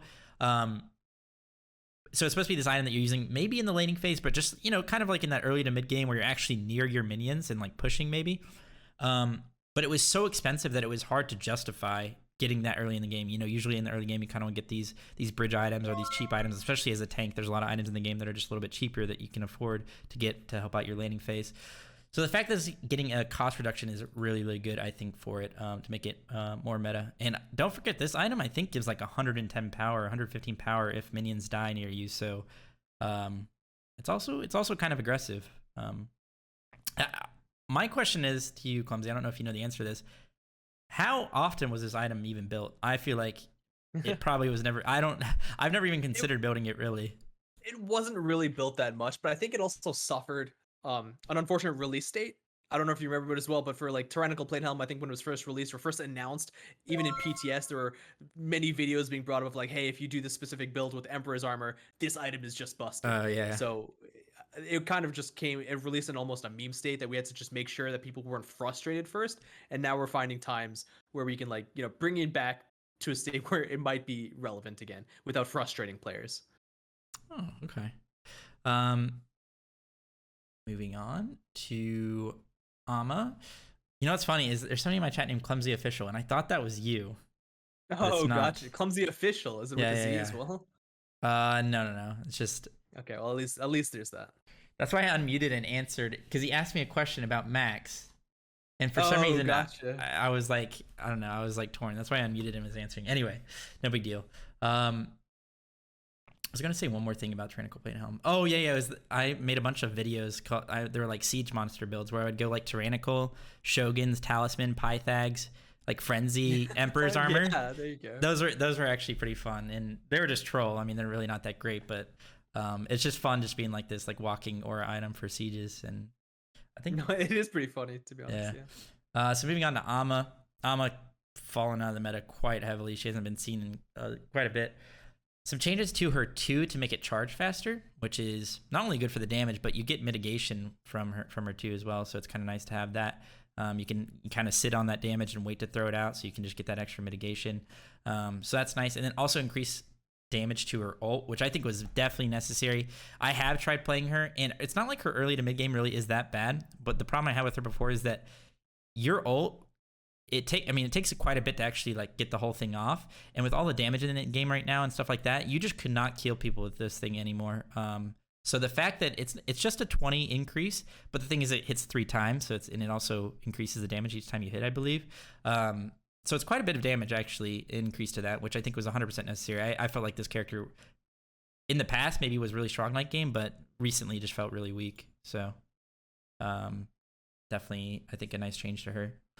Some changes to Artemis. Transgressor's Fate, the character with the funniest names for her abilities. So they increase the base damage of Transgressor's Fate, which is her trap, and also decrease the cooldown of it at the base. This is a huge buff to the base cooldown at level 1, because you're not putting points into this, right? This is and I'm not just someone in chat, I am a 9th month Afonso family member. So it's a 4-second reduction on just that first rank of it, which is really important, and then also increase the damage of it. And then also increase the steroid movement speed and decrease the cooldown, which is another nice buff. 2 seconds on the base, you're maxing that second. So some nice changes for Artemis. I thought that Artemis would be a little bit more meta after the changes that you guys did a little bit ago, especially with some of the characters that were meta for a little bit, like Cupid and stuff like that. Obviously pretty good against Cupid because of the slowing immunity on her 2 now, and the CC immunity and everything like that. But she never really got to the meta, and honestly, I think it's because of these characters that have like these long duration CC immunities, like Guan Yu that's been meta for a while, Cthulhu was really meta last year. Like, it's really hard for Artemis to deal with these characters when she relies so much on her ult for peeling herself. Yeah, that's true. So I think these changes are definitely nice for her, and maybe give her more of a clear like role in the early game, where she's gonna be a lot safer because she has more traps. She can play some more often, especially to ward off ganks, or maybe she can just get away from people a little bit quicker because of the reduced cooldown on her 2 and the increased movement speed. So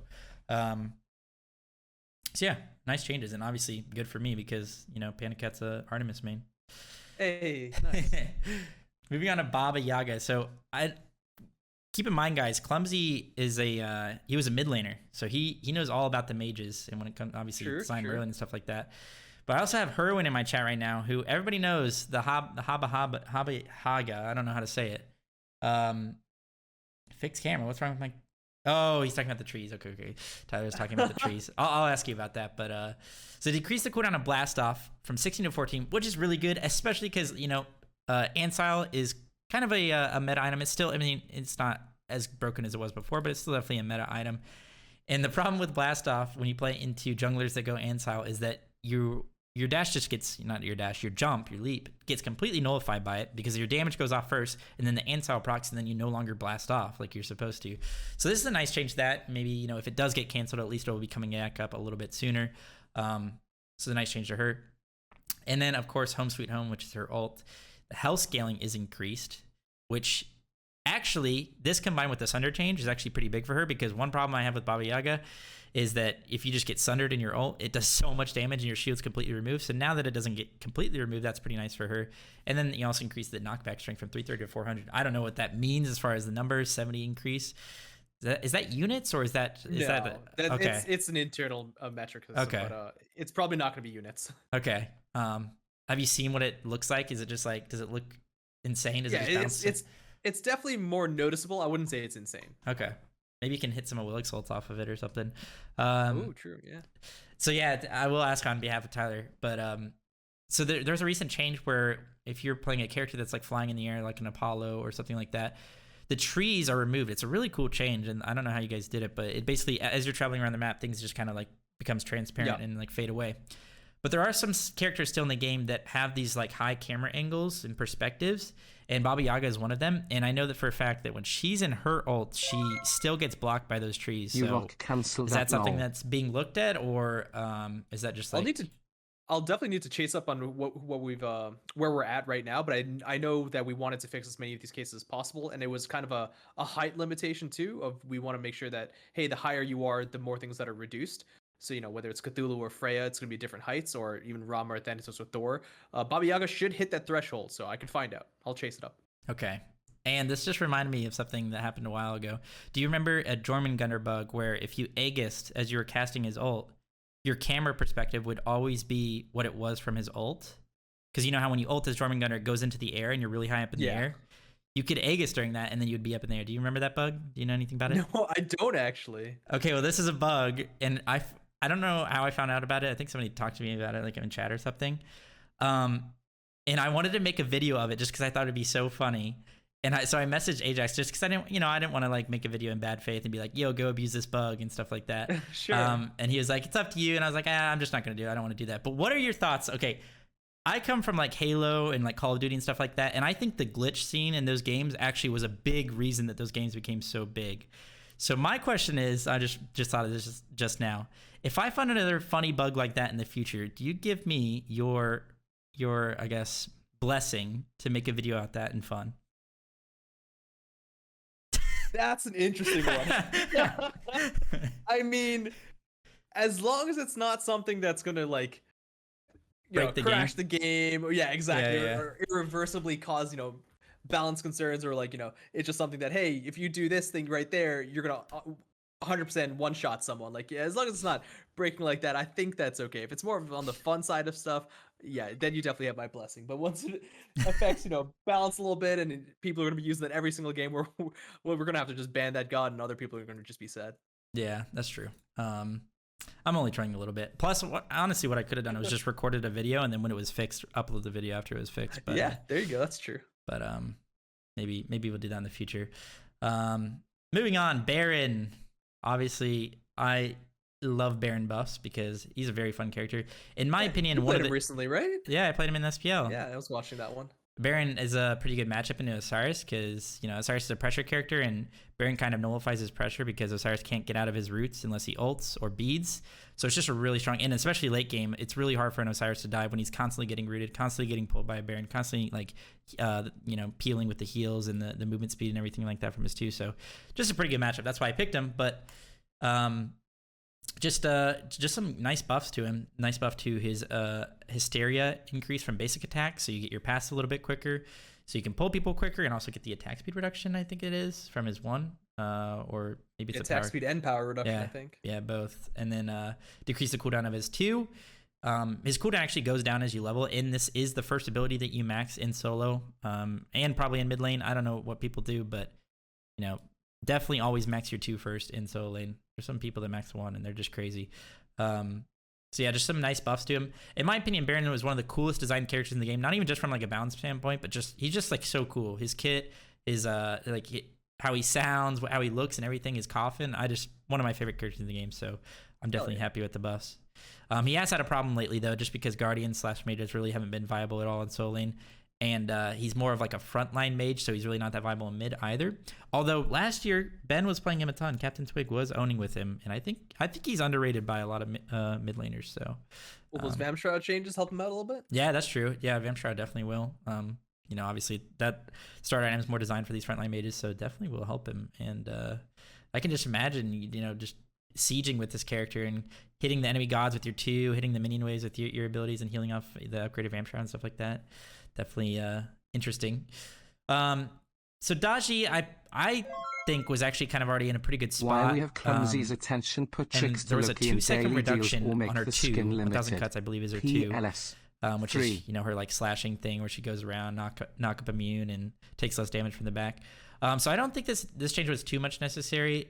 She's already getting seen a little bit in the SPL more and more, especially with a lot of these characters that don't have CC immunity in their kits at all. So kind of helped her out, especially with the boots changes. I think maybe Daji's early game was a little bit weaker, and now that boots is out of the game, maybe you rush a Transcendence on her into a Hydra's, and now you're going to be smacking super hard. So I think this character might be quite a bit more meta now. She's just not being played a lot across all levels of play. Yeah, we kind of we wanted to buffer a little bit, and I think we did before the shell changes. And then we did the shell changes, of course. I think that even came with the Daji buff at the time, and we kind of just expected her to be played a little bit more. It really didn't move the dial. We thought, between Pele and Daji, those would be some of the ones that benefit the most from the shell changes, and we even started seeing a lot more Pele, right, in the SPL. But we didn't see a significant amount of increase in Daji. So I think even in the playoffs, we only saw, I think, 2 Daji games. There's a win on one and a loss on the other. and while we don't want to just push gods to complete relevancy, we just want to make sure that they still feel fair. And of course, it's balance for the pro scene and also balance the casual scene. And we saw that reflected in the casual scene.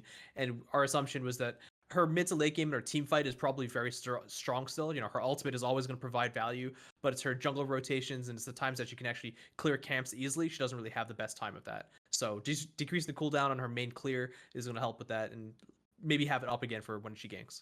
Okay. Nice. Moving on to Hachiman, we were talking about it before with his passive. I'm not gonna hold any punches here, Clumsy, because I'm just gonna say how I feel. Yeah. I personally think that Eagle Eye, Hachiman's one, is probably one of the worst abilities in the game. The only time I feel like this gets value is maybe late game if you have crit and you get like an artillery strike in where you just like randomly crit somebody from really far away. So in my personal opinion, I feel like this ability maybe should be looked at for rework. Not that necessarily, you know, there always has to be like, there's always at least like one ability, or there's going to be like worst abilities in the game, just because, you know, even if they're like decent abilities, they maybe just be a little bit worse than the other abilities. But I do think that it's really not that strong.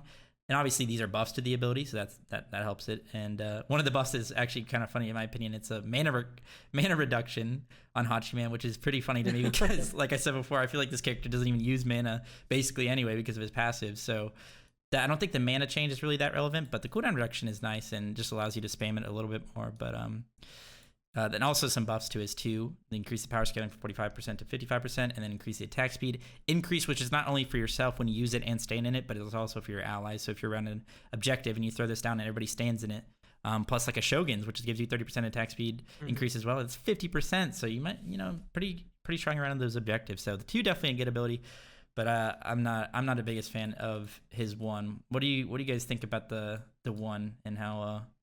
The 1 was definitely something that we've kept our eye on it ever since we were releasing. I remember I was working at Hi-Rez when this was released, and the fear was always just that, and I think the fear still is that it allows you to fire from outside of normal auto attack range, right? Normal auto attack range is 55. Eagle Eye gives you to 80. So it's one of the only hunter abilities in the game that can let you box someone, you know, every 10 seconds, and they can't do anything to stop you. So whether that's actually happening in lane or if you're meeting each other in the jungle and you can hit that, you know, the squishies, if you can find them in a range that they just can't punish you back, or if you're, especially with crit, right? We said that these attacks can also benefit from basic attack item effects and crits. When crits meta and you hit someone in the late game from a range that they cannot punish you back and you maybe have 3 more shots, that fear is always there. That's true. Is that 80 range is pretty crazy for not being able to punish someone. It's kind of like a mini Thoth. Okay. It is pretty hard to hit from range, and one thing to keep in mind is that it doesn't hit wards and it doesn't hit towers, so you can't just sit out of range. Correct. And and I mean, I probably shouldn't hit towers, right? Like that's no, that'd for be sure. pretty busted. Yeah, that's definitely not a good thing to look at, but okay, yeah, fair enough. And moving on to Hades, yeah, everybody knows I'm a bit of a Hades main. Played it a lot in SPL last year. Not a lot. I played it like 2 or 3 times or something, but that's a lot for Hades, in my opinion. For Hades. So they decreased the cooldown from 11 seconds to 10 on his 3, which is his heal and his main wave clear, which is nice. Which is also kind of nice little synergy with the other change. This is just a new effect of his ult. This isn't like a buff or a nerf. This is just a new thing to his kit. His ult now gives you a cooldown reduction of 0.2 seconds for every enemy that you hit for every tick. And this doesn't cap, I suppose. So if you have 5 people in your ult and you hit them for the entire duration of your ult, you're basically getting like a 5 second cooldown on all of your abilities or something like that, right? Yeah, no, absolutely. Okay, wow. The more people you can hit, as well as the more even minions. It's not stopped on just gods. It's minions as well. So okay, so you get your friendly emoji to stack up all the minions for you, and then you. Wow, if you could plan that, yeah. Absolutely. That's pretty funny. Okay. Yeah, that's a nice change because now it'll allow you maybe you blink in, get a nice fear off, fear into a 3, then go into your ult, then get that ability back so that you can fear after your ult, or maybe you dash in instead and do the same thing and then get your dash back so you can dash after them again to chase them. Pretty good change. I think that's pretty smart. I think this character could theoretically, I like this change, but I think in the future, if things are still looking bad for him, he could use a very tiny rework, just a very small one. I think his 1 and his 2 are good abilities, and I think his ult's also good, even late game. Like, these are strong tank abilities in my opinion, even though he's a mage. Good frontline, whatever you want to call it. But just a slight change to his 3, just so it's more applicable in those late game scenarios, because it doesn't really do a whole lot to just one enemy. You gotta have to be grouped up for it, or be on like minions and stuff like that, which, you know, around Fire Giant, that's just not happening ever. So yeah, I think we did do a shift at one point to try and make sure that the burst damage and the chain detonate damage wasn't like way too high in variance compared to the single target in situations like that. But there's always a chance we can address that more for sure. Cool. Moving on to Hebo, who is already getting buffed because of Staff of Mirrodin. Keep that in mind. I think it might say it right here. Didn't you guys recently nerf his base damage on his 1 because of his like strength in the jungle, or am I wrong there? I thought that you guys maybe recently did that, but we'll find out how recent it was, but we definitely decreased the damage. I think that was actually probably the most recent change. Yeah. Okay. I think it was 10 ranks at all across the board. Okay. All right, so just a slight 20 increase at level 1, and then 15, and then scales down. So it's basically the same. It's the exact same at level 5, but just a little bit buff to the early game, which is a pretty big buff for jungle Hebo, because one frustrating part of jungle Hebo is that, you know, you need to get some points in your 1 to even like be clearing the camps. But now that it's hitting for 80 at level 1, I don't know exactly what it means as far as like the actual clear speed, but I can imagine that maybe you just have to 1 a camp and then auto each minion once, like those side minions, which is actually, that can change a lot of the jungle aspect of the game. You know, if 20 damage or 10 damage on physicals doesn't seem like a whole lot, but it can be very, very impactful when it comes to the jungle and how long it takes you to just, if it requires 1 extra auto to clear that side like minion, it's a pretty big deal. So yeah, absolutely. Okay, now this is something I hate. Hell buffs. Hell buffs. I mean, this character did follow the meta a ton. She was played a lot last year, at least in the SPL, probably at a lot of levels of play as well, just because I think she was spammed so much that maybe people kind of learned how to play her and abuse her in the like throughout all levels of play. But going into the season, there was the anti-heal change, so out of combat healing is not as strong.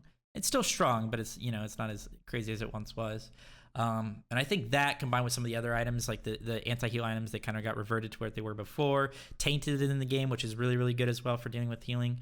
These characters just kind of fell out of the meta, and I think that despite the fact that I don't want healers to be meta, the fact that, you know, you're still trying to keep them in the game is obviously a good thing. So just increase the damage on the 1, decrease the mana cost of the 1 light heal, and then increase the magical power scaling of the 3. I'm pretty sure these abilities were also nerfed pretty recently for their damage.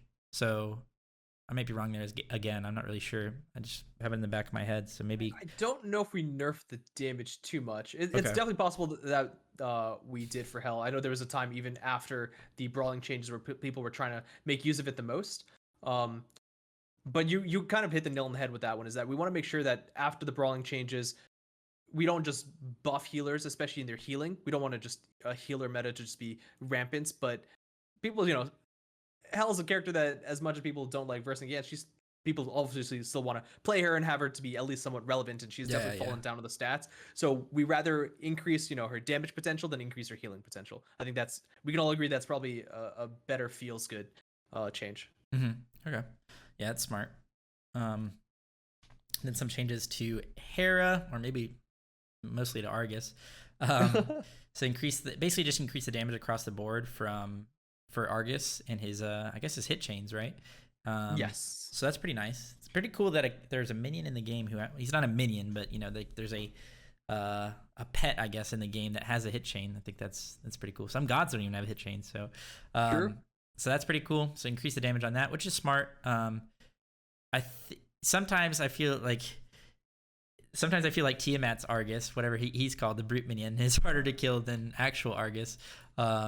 So nice little changes there to him.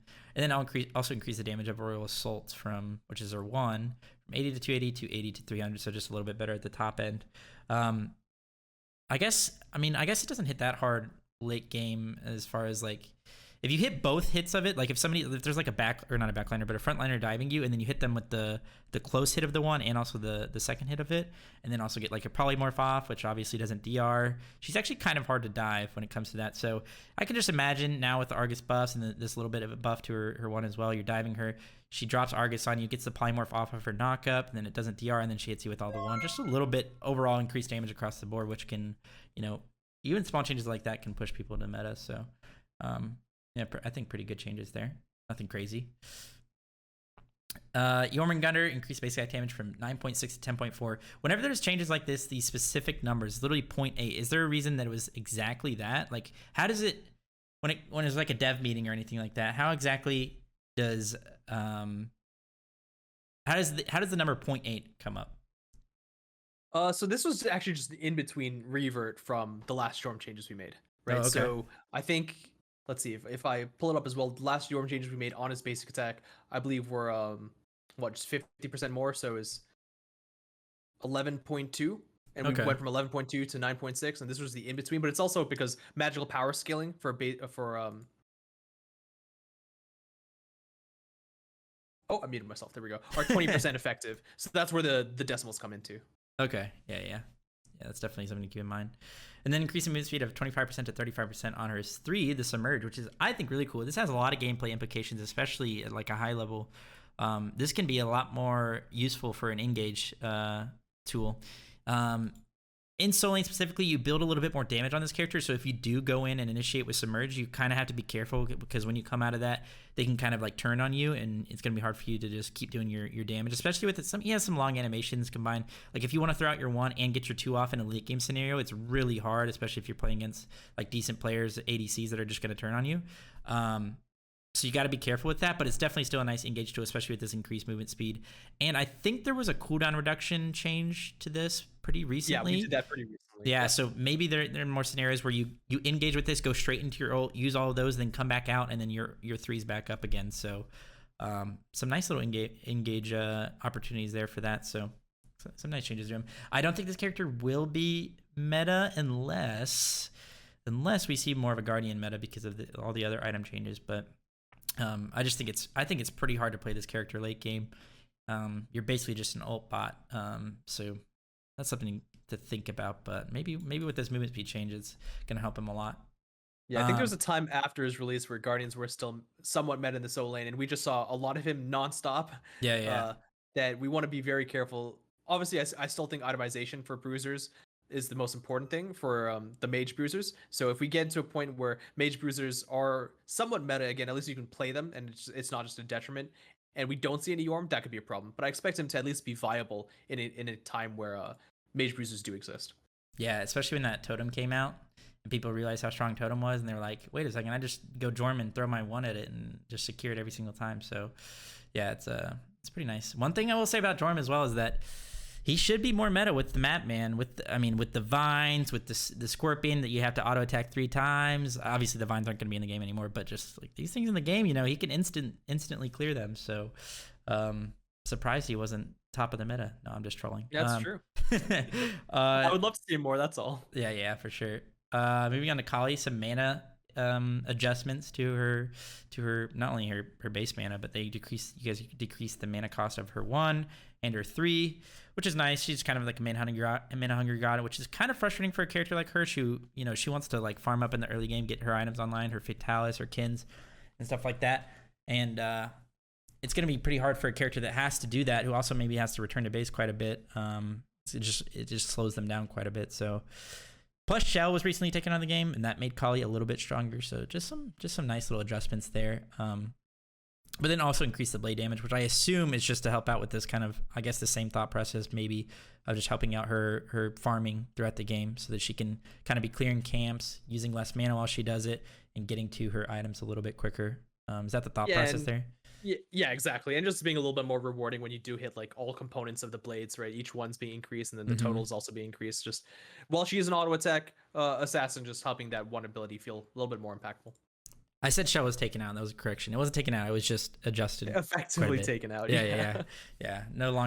It's no longer like a great backline option. A support can buy it and it's good there, but part of the reason it was so strong is that an ADC could build it, use it when they were getting dove by a jungler, and then they basically win the trade always. So definitely a big adjustment there. So Kali will probably see a bit more play. Mulan. I've tried to make her work, especially after the changes recently to her ult, and being able to cancel it, and then some of the other buffs to her abilities, making it a little bit easier to upgrade her abilities. I'm pretty sure that was a recent change. So you guys increase the health, the base health, also the health per level, increase the power scaling of her, that's her 1, her cross strike is her 1, so increase from 30% to 90% to 35 to 105, so pretty good scaling changes. You also get protections now when you use grapple in addition to the movement speed, and the protections are going to be 20 to 40 to 25 to 45. The percentage, you get percentage now. You used to get just regular flat protections, now you get both. So I try to make this character work, and when I see changes like this, Clumsy, I'm going to be honest, it's frustrating to me a little bit, because I think part of the reason this character is not as meta is that all of her animations are really long, and like, she's not bad in the early to mid game. Like, she's really not that bad, especially levels 1 through 5. She hits so hard with her 2 and her 1. They do a lot of damage, and especially if you can upgrade those early on, it's really strong for the lane. But the problem I have with her late game is that you just get stuck in these animations. Her 3 is really hard to hit. It feels so much worse than like a Nejat 3, just because I think Nejat 3 is bigger, but it's also just like a little bit more smooth in my opinion. So then it's just hard to play this character late game. I don't think it really has much to do with like her numbers and stuff like that. So when I see changes like this, it almost feels like we're just like buffing these numbers to a point where they just will be so strong that you just have to forget my pun, the clumsiness of the character. You know what I mean? You know what I mean? So it's like, I sometimes feel like that's what Hi-Rez does a little bit. What do you think about, like, do you think that this character is smooth? Because I really don't think she's as smooth as she could be when it comes to like these animations and stuff like that. I think smoothness is a very difficult subject, because it means so many different things, right? When a god can be clunky versus smooth for multiple reasons, and usually obviously it's coming down to the animations. We want to make sure that when we create abilities, we give the characters and the abilities a lot of, a weight and a purpose. A really good example of this was the soul change, right? And I think that, I'm not sure if that's coming up or where that's at, but yeah, I think so. Is that still coming up? I think so, or maybe it's in the bonus. Yeah, it might have been in the bonus change, but the soul change was that we introduced a bug at some point where her post fire after her second ability was eliminated, which means that she could fire a basic attack pretty much instantly afterwards. If not, like, as the projectile was firing, the basic attack was also firing off too. But the problem is that that is a bug, and we want to make sure that the animations still have a purpose. It's kind of almost scary for the dev team and gameplay when a lot of people say, like, hey, I think there's a Reddit thread on Morgan Le Fay saying, like, hey, Morgan Le Fay is one of the smoothest characters. And that's actually just because her pre-fires and post-fires are so short. And if you actually look at it in a vacuum, she's not animating all that much. Yeah. And that also has its own problems. Or, whether it's the antiquation of, Thor and Fenrir having channeled abilities. And that's one of the reasons why Thor, for example, right, we made the change a while ago for his Berserker's Barrage from being this large channel to being a shorter animation, try and give you more damage during that time. And that's scary because we don't want to just make everything instant. Like, that's basically what players are asking us, is that make everything as instant as you can. And we try and accommodate in the cases where it's reasonable, right? I think some of the changes we did recently were on her and Neath can now leap a little bit faster, and those are animation changes as well. But in a world where everything is instant or everything is just faster and there's no post fires, you're just not going to be able to and when I say appreciate, I don't mean in necessarily an artistic point of view, but everyone's going to just be jerking around. So the gameplay will be smooth, but the animations actually won't be, because they're not going to be completely, bringing their arms back down or sending it outwards. Or a good example is Merlin's Frostbolt. If you actually have a look at it, he like just jerks his arm back and forth, and it feels smooth and the gameplay is good, but it just almost looks comical. Yeah. And we can't do that with everyone. So when we say, hey, we have this, this character Mulan who's utilizing this different arsenal of weapons, and we want each of those to have a purpose. We want her to swing her sword and swing her spear. Those all, we want it to have weight. So if she's just going really fast through a cross strike and it's 2 times faster, then what's the point of it, going from left to right and then right to left and swinging your sword? It might as well have just been a semicircular sweep that was 0.2 seconds long. We want to make sure that the damage is relevant for those abilities. The payoff is there. They don't feel as long as maybe old Thor or old Fenrir. And it still feels appreciable that you have these abilities. Like, I love Mulan's spear strike. I love the feeling of like hitting someone with a spear once and then going in for a second one and hitting that guy again. I think it feels good. Personally, for me at least, I think that ability feels smooth. Maybe the cross strike was one that suffers more, and that's probably because it goes up to 3 times. Yeah. And you could say that, hey, maybe 3 times is just too much in these day and age, and that's why we actually see the scaling increase, right? That's why it's almost like a mini Ama ulti where she may not be CC immune, but at least she's getting the damage increase. But we want to make sure that, even like Bologna's too, right? It has the weight behind the animation and it feels impactful when you do hit it. Now that does come with the balance concerns of, hey, this is a lot more time where I'm not basic attacking, and this is a lot of time where I can be stunned out of my ability. And we have to just make sure that we give the rest of the kit, or we give the purpose behind those characters enough balance. So the reason why we went ahead with these changes, it's mostly actually one, because we know cross strike has a long animation and we want to make sure you feel rewarded for it. We understand that the animation is long and we're not going to change that animation time. We want to just make sure that when you do get 3 strikes off, you feel like you deserved that amount of damage, and maybe that could go up a little bit more. But we also want to make sure as a warrior, maybe it'd be base damage that goes up next time, because we don't want to just like flex into a jungle with Heartseeker or something like that. And then for grapple and the general changes, it's because we understand that, again, these animation changes are going to be long, but that's absolutely with those things in mind. But our takeaway, my cat is very vocal right now, our takeaway is that we know that those animations are long, and we want to give you the reward, and we want to make sure that you don't feel excessively punished during those animation times, during times when you want to go in, do your thing, and escape. So our idea was, hey, at least when you grapple in, or in general, like because your base health changes, she's a little bit tankier, because our feedback was when she goes in, she can maybe do her things even if she's not CC, but she just dies. Yeah. Whether it's in her animations or not. And that's why we added the 5% protections once that ability is mastered, or just the flat protections just a little bit when she grapples. So that way you just don't feel like you die instantly when you get in there. And those animation concerns may be hopefully less painful. Okay. I like that explanation. That was really good. And I agree generally with what you're saying as well. I think there could be like, there could be some happy mediums where like, I guess like, I don't know if it's necessarily something that would really be wanted, but like we did it with the ult where you can cancel that, and like maybe there's like a world where at least with their one, since it is so long in late game, you can kind of just get bursted down in the middle of that cast. Maybe there's like a world where you could like cancel that as well, kind of like use that, get the first hit of it, and then get another auto attack off and keep like doing your thing. I will say though that grapple, when it comes to like missing abilities, it's like Ares ult, like Blink Ares ulting and missing that feels pretty bad.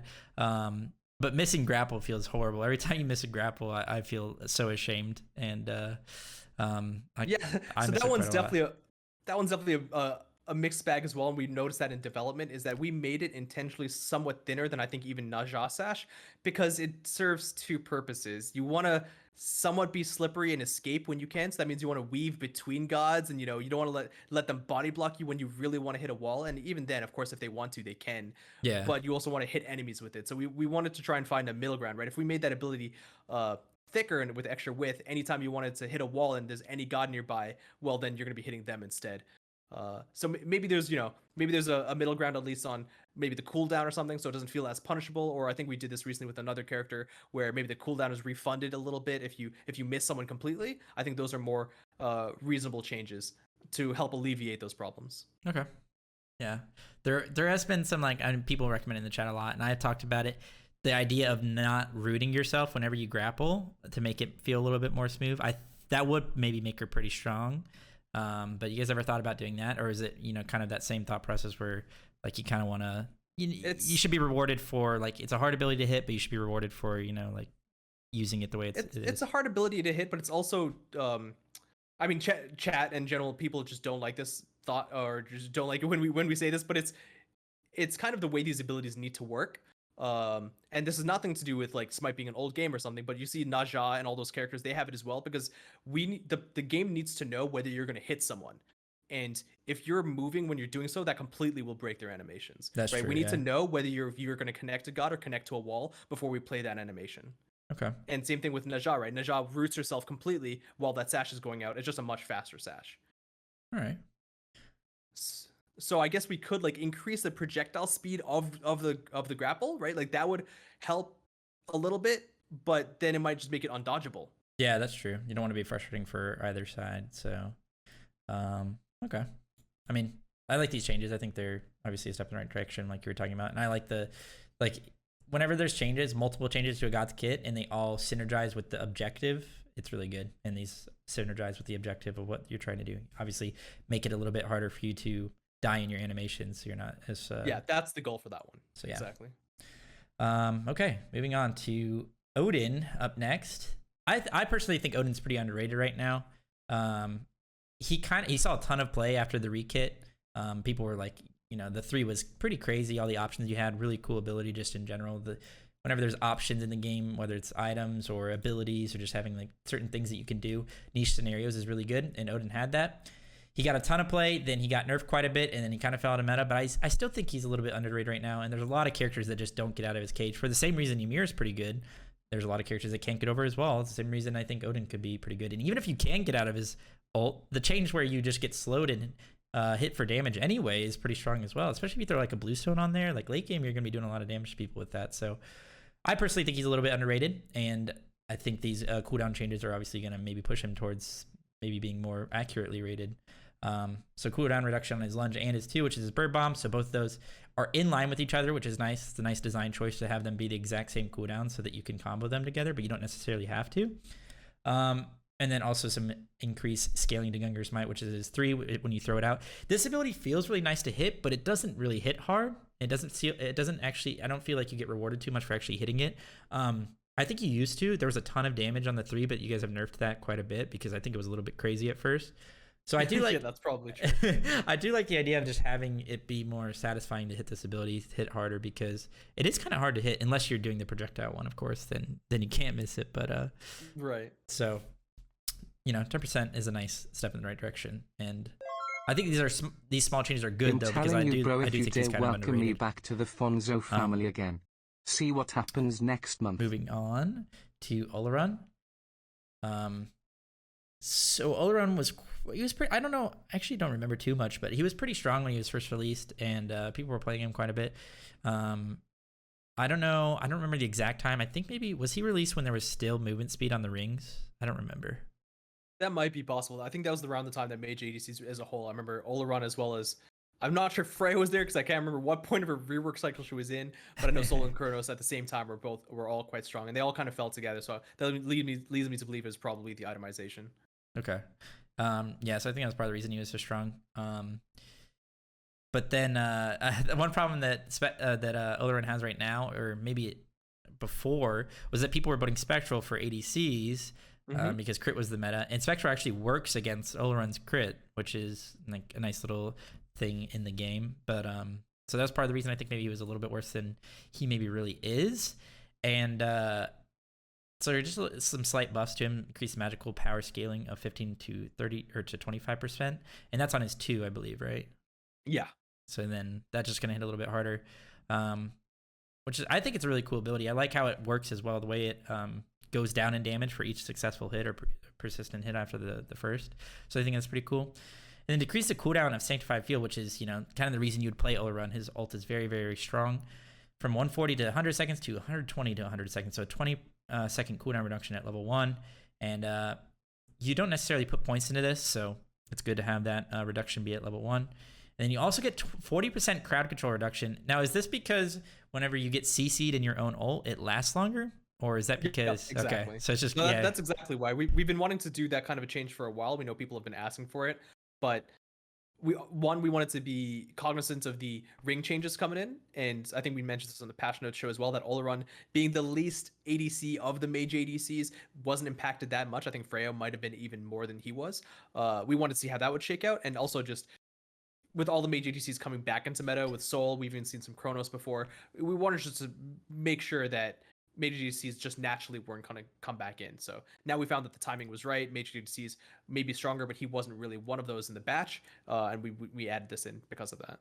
Okay, at least at the top level, SPL level, and high ranked, a lot of times people in chat, like, they don't recognize like small changes, or they don't see how other gods and other item changes affect the current god that we're talking about. So for example, I give an example of this. Oleron, I think part of the reason he was so bad before was that, or not so bad, but kind of fell out of the meta, is that Sobek was really good, Jingten was really good, Guan Yu was really good, Cthulhu was really good. All 4 of these characters were top of the meta last year. And all 4 of those characters have long CC duration, CC immune ults.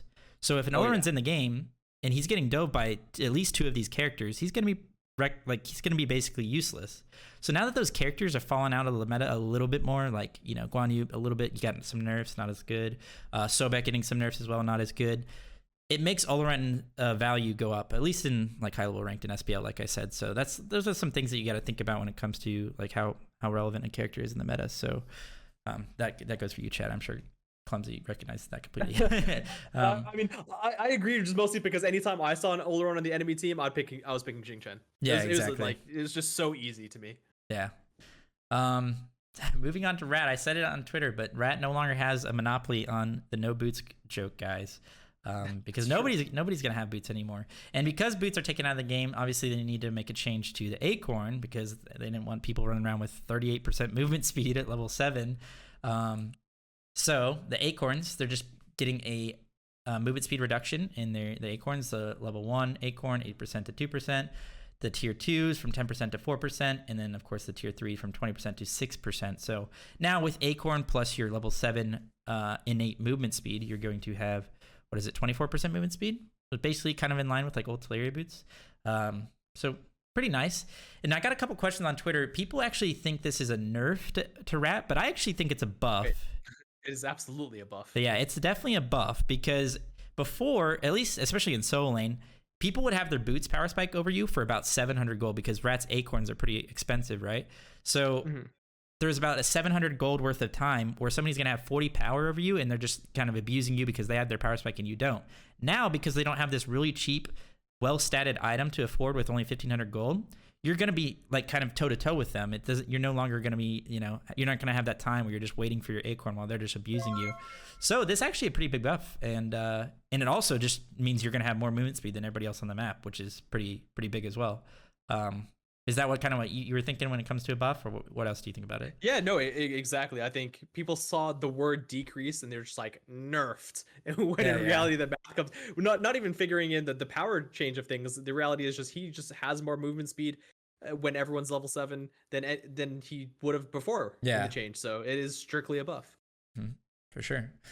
So yeah, that's I think all that needs to be said about Rat. No more monopoly on the joke. Susano and Terra, I'm going to put them together because they're both kind of the same change. Typhoon, which is Susano's ult, he can now refire it when he's dead, and so can Terra with her 2. Since both of these require a click of the button and then a second click of the button, because there's 2 different parts of it, a recast, I guess, you can now use them while they're dead, which is, I guess, the same as what you guys did to Scylla. So this is just a consistent thing that you guys are trying to do. How do you feel about actually balancing the balance of this? Because I personally thought when they first did this to Scylla, I was kind of frustrated by it because I kind of feel like if there's like a scenario where a Scylla casts her 2 and you're able to like maybe outplay her and burst her down right before she can click it again, it's just like a balance. It's just like an innate balance of the character. But you guys feel like that because that you have to actually click the button twice, you don't want to punish these characters for not being able to like use their abilities, even though they've used the first part of it. Because basically you can just, with Susano, you can just walk out of his ult after he dies right now if he's like looking in the wrong direction. Or if Terra, you know, she just literally, there's basically no use of it besides being a thing that blocks your movement. Right. So this is just something you guys want. I think this is especially catered towards those like maybe like a lower end characters, or players, so they don't feel like completely frustrated for not being able to use their abilities.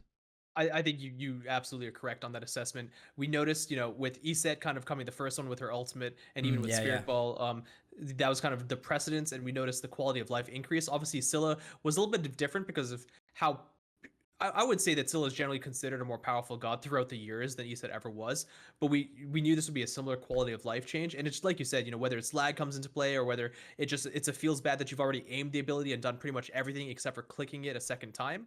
We wanted to make sure that we were consistent here. And if we find, I agree that there's some counterplay differences that you're gonna have to keep in mind, and that's gonna be more of a higher level side of things. It's something that we're okay with removing, and if we need to find other methods that these characters need to be counterplayed, I think that's fine. We can find other opportunities, but not one at the sacrifice for the other players that might find this to be a quality of life increase, again, for all different game modes, for console and PC, as well as, with lag encounter too. Okay. My question is, do you know if with Susanoo you actually can look in the direction if you want to use it, or can you just click it again? I don't know on the top of my head. I would assume you can just click it again. I'd be very surprised if looking you're just like dead and looking around, and you're just like, yeah, all right, I'm dead, but I'm gonna decide where I want to hit them. That'd be pretty funny. Okay, fair enough. Moving on to Thor. Thor definitely, I think, needing some buffs. I think he's getting some slight buffs already with the changes in the meta. The fact that boots aren't in the game, I think, is pretty good for him. Tank boots, pretty strong for Thor. Obviously, he stacks it pretty quickly with his 3, but he also, he has 2 stuns in his kit, and those both are CCR'd, so he kind of loses a lot of value right now in the current patch, where Tank Boots is just bought basically on every frontliner. So he's getting indirectly buffed there. Maybe he can gank so a little bit more. Increasing the radius of his passive, the extra power for nearby enemies. So 30 to 55 units, so just getting that a little bit easier. And then also increasing the physical power scaling of 90% to 100% on Anvil Dawn.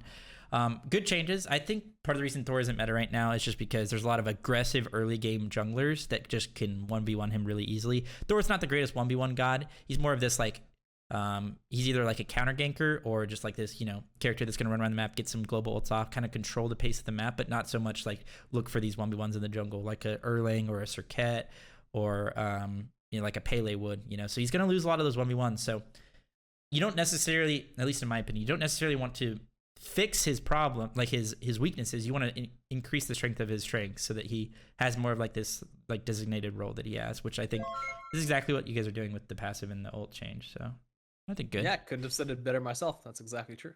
Okay, cool.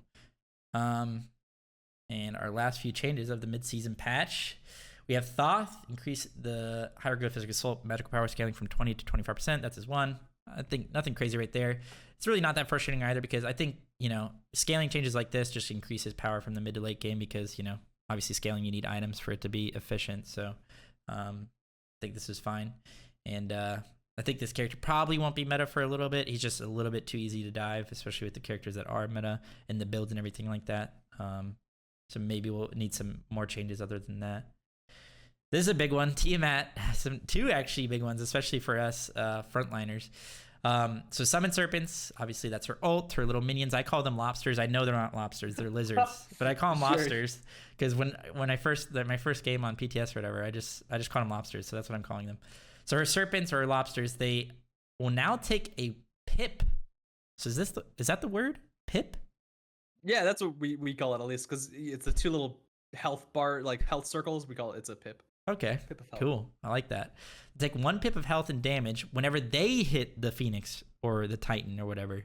So it's basically like they're just like reflecting damage to themselves, so that they can't just walk in and solo Phoenixes and solo Titans on their own, right?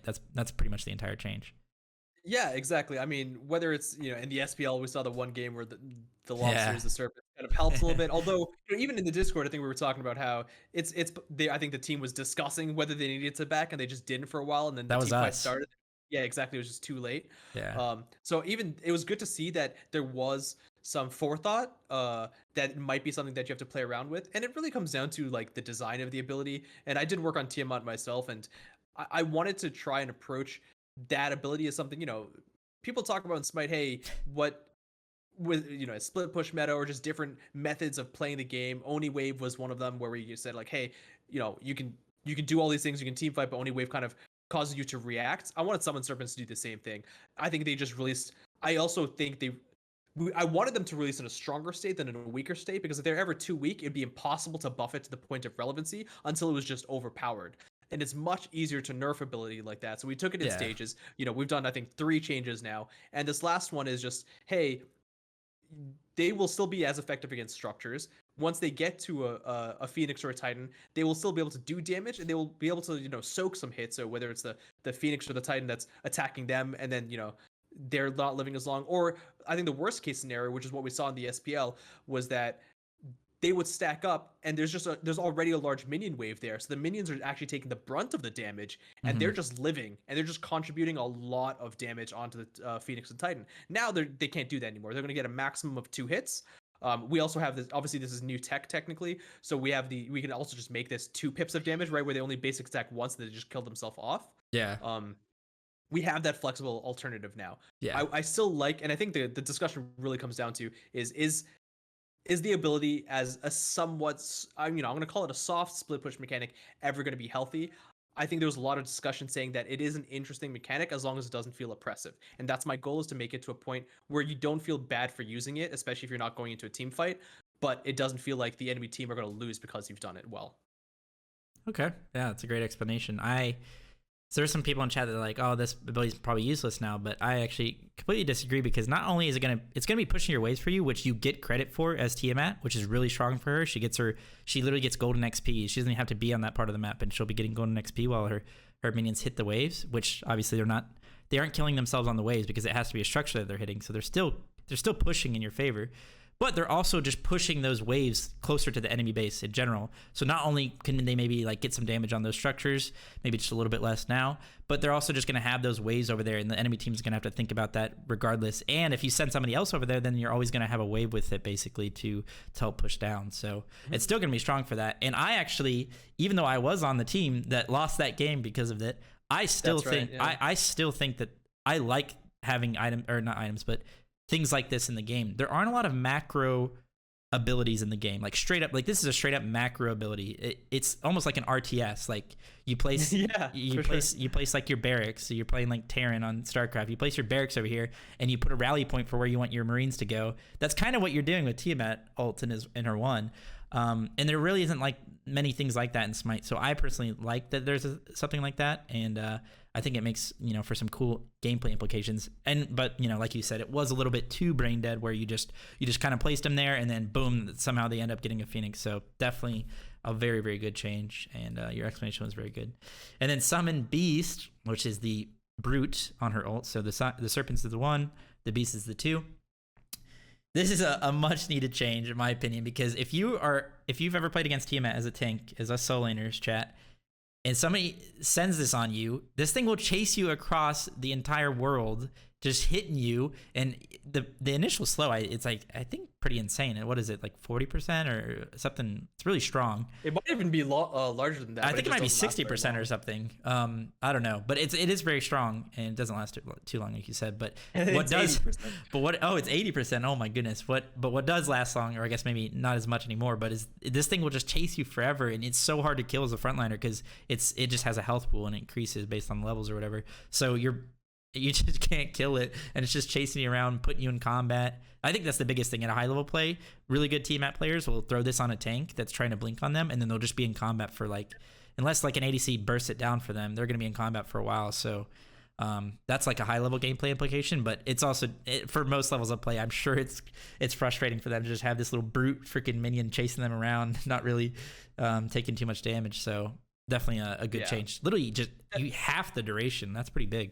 Yeah, that one definitely came from you guys. Like that was just, I don't think anyone has complained about that duration, because no one really utilizes it in the same way that you guys talk about, right? Usually you see the summon beast being, and I guess a little bit of tangent, the reason why it was 80% for 1 second is because it did exist. It was first implemented as a root. So it was a root for 1 second, snap. but that combination into the stun was just almost undodgeable. So we made it a really short, extremely potent slow, which is, I don't think there's many slows like that. And it felt way, way easier to dodge, but didn't feel like it was impossible to hit that second ability with either. So that's actually why we came up with those numbers.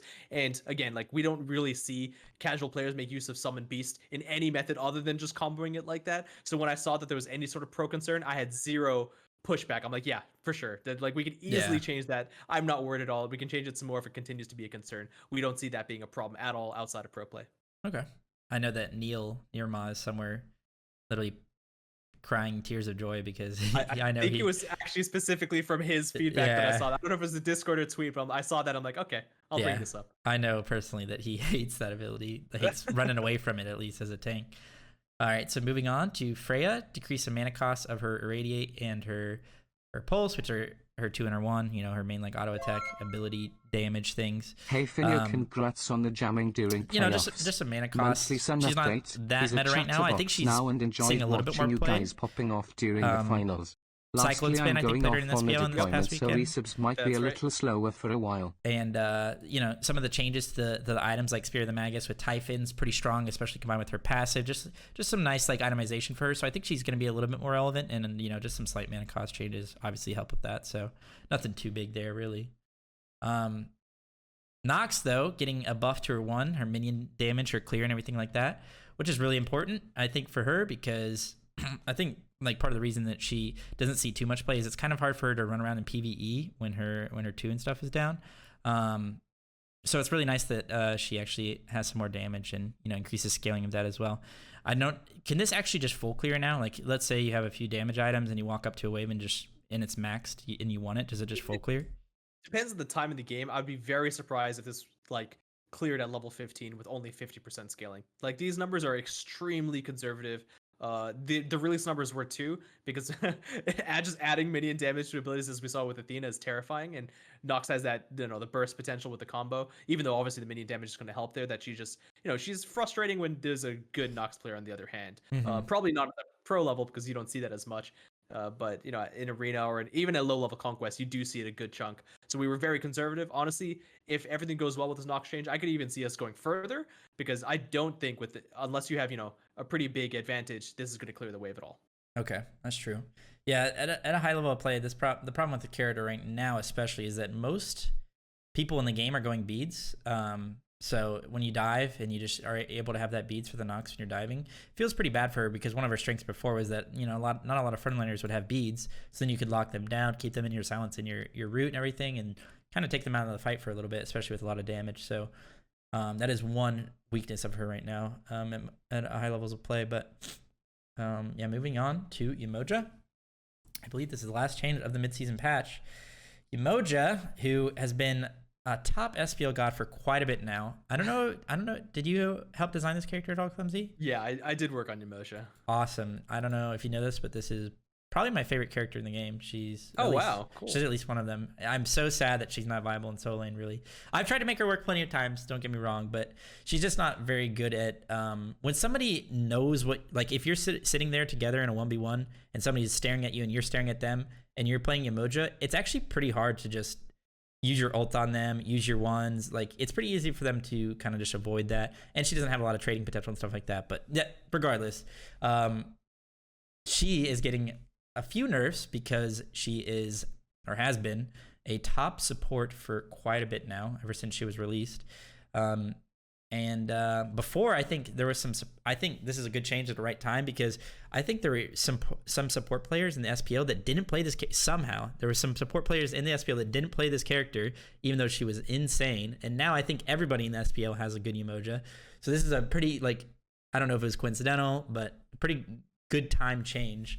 So now, yeah, your Omi, you don't need mana or MP5 to actually get the extra Omi. You just get it at 1, level 6, level 11, and level 16. Another scaling change, which is really good in my opinion. Mana and MP5 are now converted to a health at a rate of 20%. So it's kind of like a Cuckoo almost, where, you know, the numbers are straight taken from Cuckoo as well. Nice. We like the conversion rate, and it's not actually that crazy. And we wanted to make sure that mana and MP5, like, it didn't feel bad to get those. Okay, but you could still build CDR, which gets your Omi back quicker, right? Yes. Okay, so you could still be building like some breastplates and stuff like that, and it might be pretty nice for her. Moving on to her 1, so her bouncing bubble and her moonstrike, which is obviously her bubble, and then her stun.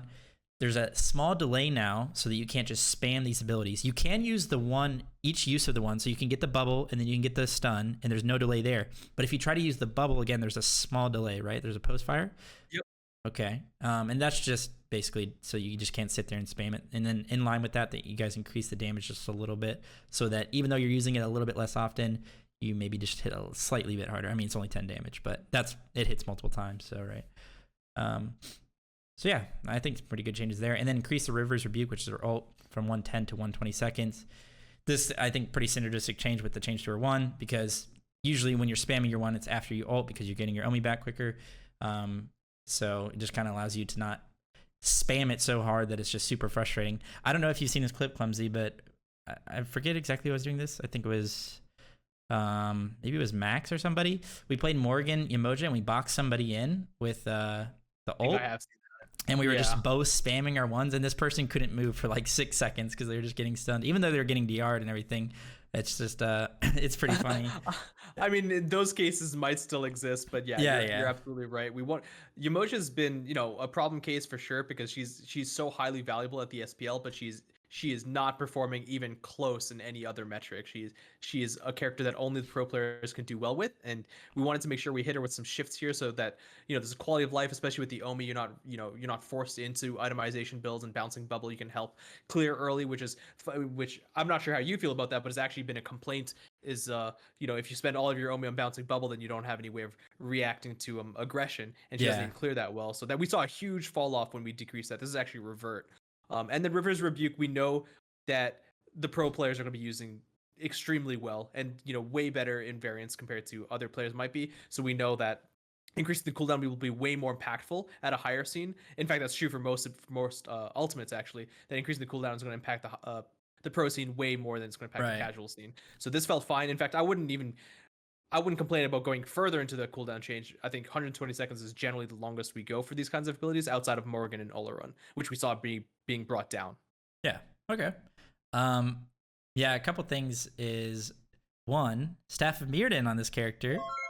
We already know how Yemoja interacts in those match of the days where she has 80% cooldown or whatever, and she's just constantly using her buttons. But do you know how it works with it? Those ones, I don't know how Staff of Mirrodin works with Yemoja, but I don't think it's so much of a CDR issue as it is in those game modes, infinite in those match of the days, she has infinite mana. Yeah, exactly. Okay. So I think it's more so that she can't run out. I don't think the CDR will affect her with Staff of Mirrodin that much. Okay. Either way, it's nice because before Staff of Mirrodin actually was so sick. Did not work at all on her. Like you would ult, and since you already don't have cooldowns, it would have no effect. So that's nice at least. And yeah, I mean, I agree with everything you said. Part of the reason I like this character so much is probably because what you just said. Like, she's a pretty high level character, but she's not very good at most levels of play.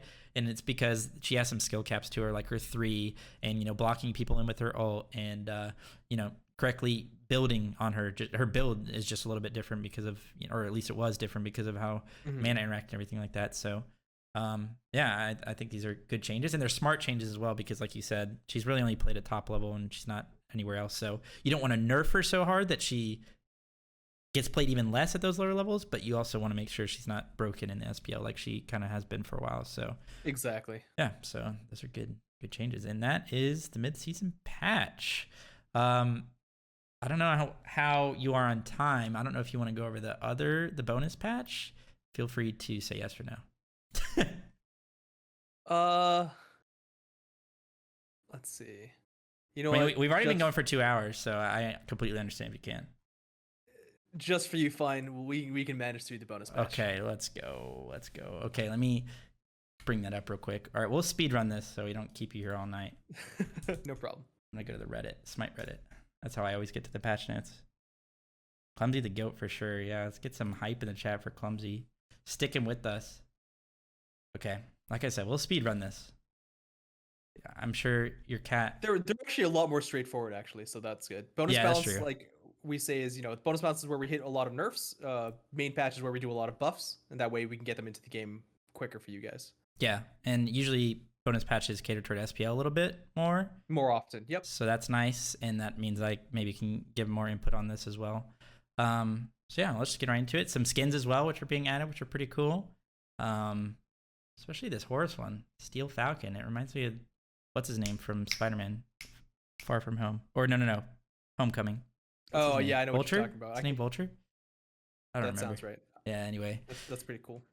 So Soul Gem. Okay, I made a item tier list maybe like 2 months ago with Deathwalker, and I put this item in S+ tier. I think this is probably one of the best items in the game, and so because of that, it's getting nerfed. 30% magical power scaling on the bonus damage, decreased to 25%, which is pretty good. There's a lot of characters, like niche characters, maybe not niche characters, but specific characters that abuse this item really hard because they can stack it really quickly, like Janus with his 3 or his portal. But yeah, in general, I think it's pretty strong on most characters, and especially if you combine that with like the Spear of the Magus and Typhons changes, you're getting extra power from those items. With the lifesteal, you're just healing a lot. So, yeah, I think just a nice little first change to it, and I think maybe you guys could change it more if it's still bot too much. Absolutely. I think this is a small slap on the wrist. We know Soul Gem's pretty strong, but it's also tough doing any sort of itemization change that we're not for sure on with no boots coming in. Like That's for all true, we know, yeah. Bancroft, like people just rush Bancrofts and that becomes meta. And then why would you get Soul Gem and Bancrofts? Like Yeah. that's kind of our thought process on this one. Makes sense. So Karen's reduced the magical power from 90 to 80. My problem with this item before is that it was kind of already getting bought quite a bit in the SPL. And I don't know if this was because like people just, I think Raijin was part of the reason, right? It's a really good item for Raijin. And he became pretty meta.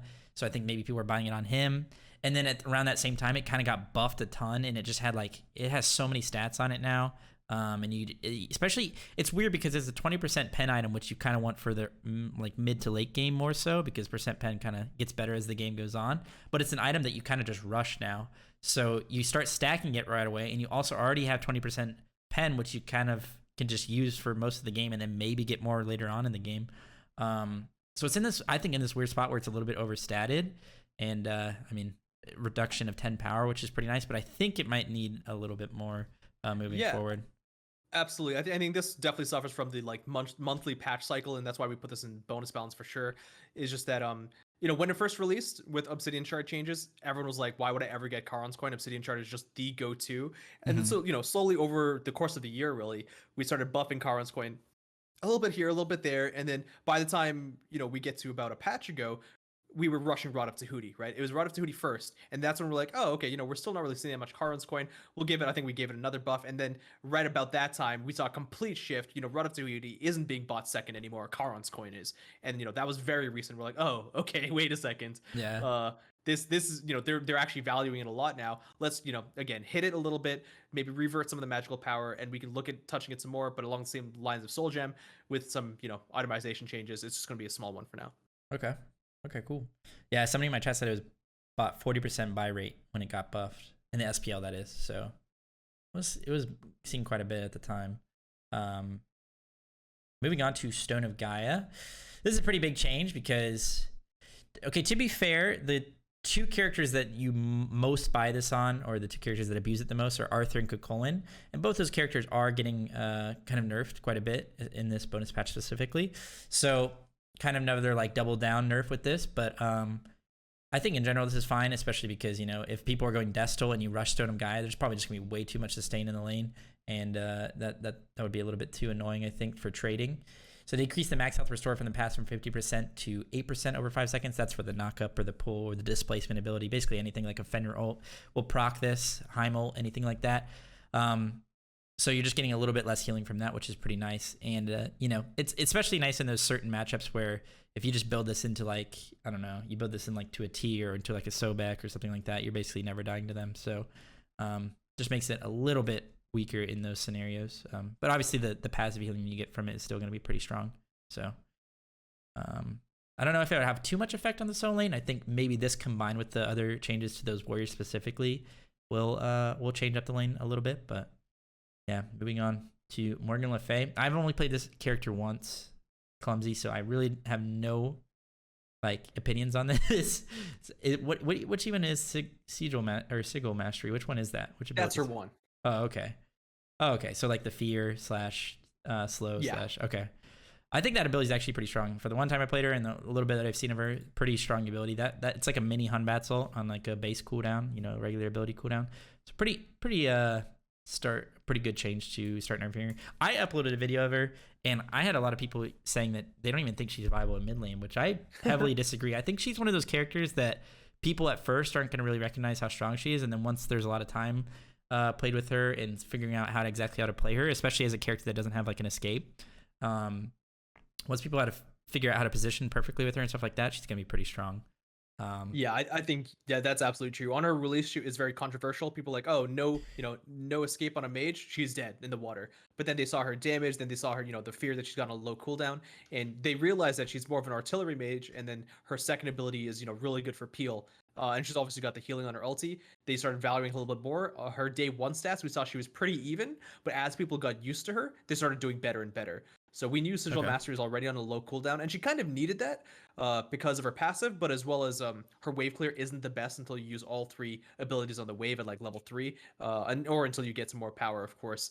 But we think hitting her early game with the cooldown reduction is going to be pretty impactful, so it's not as strong. She's not harassing as much, but also going to the late game, regardless of CDR items, 2 seconds increase is going to make her be casting it less frequently, fearing people a little bit less and just being a little bit, doing a little bit less damage. Okay. I think her 2 is a really cool ability. Not even just balance, like the design of it. Dragon comes in, swipes forward, and it's really cool. Yeah, I love working on abilities that are just a little bit more unique and we can do a cool presentation for. Okay. Okay, another one I have to plead the fifth on, really. I haven't played much New Persephone at all. I was a huge fan of old Persephone. She was one of my favorite characters in the game. And I wasn't in love with the change to her. I haven't tried it, to be fair, so, I can't knock it till I try it. But I just liked her old kit so much that I was kind of sad that that you guys changed it. I keep saying they, but I don't know why. But no, it's all good. So yeah, I kind of have to plead the fifth on this one. What was the complete idea behind this? The idea is just that the new kit is pretty strong in more circumstances, and that's kind of the whole the entire idea behind the rework is to bring less variance, make sure she's not.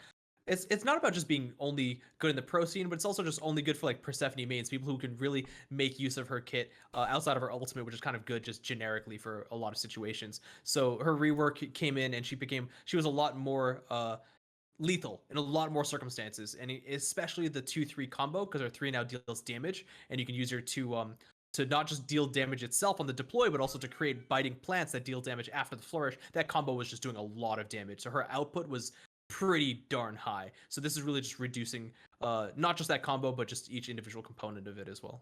Okay.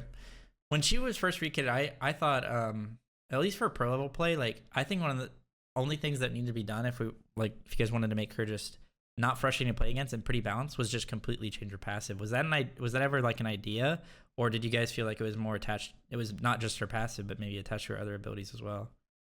I think the passive was definitely one component of it, but from at least what we're hearing, in the pro scene, that might be true, but we were hearing a lot of feedback from all different, levels of play. The passive was one of it, the ulti being quite strong, and we did, even with the rework, we did a lot of changes with the ultimate too, specifically so that you don't constantly get like pulled in with your movement. You can actually go to the entire range of the ability. And it all came down to just the gameplay. It's not intuitive the way you plant those seeds for the majority of players, and while we liked it being unique, it still made it really hard when you wanted to reposition to a different location, and that was just really hard for people to really get the hang of. Yeah. And so we wanted just something that's, I don't think she's a generic mage. I think even with the rework, I think she still takes some execution, and her skill ceiling and skill floor are still high. They're just not as high as they used to be. Okay.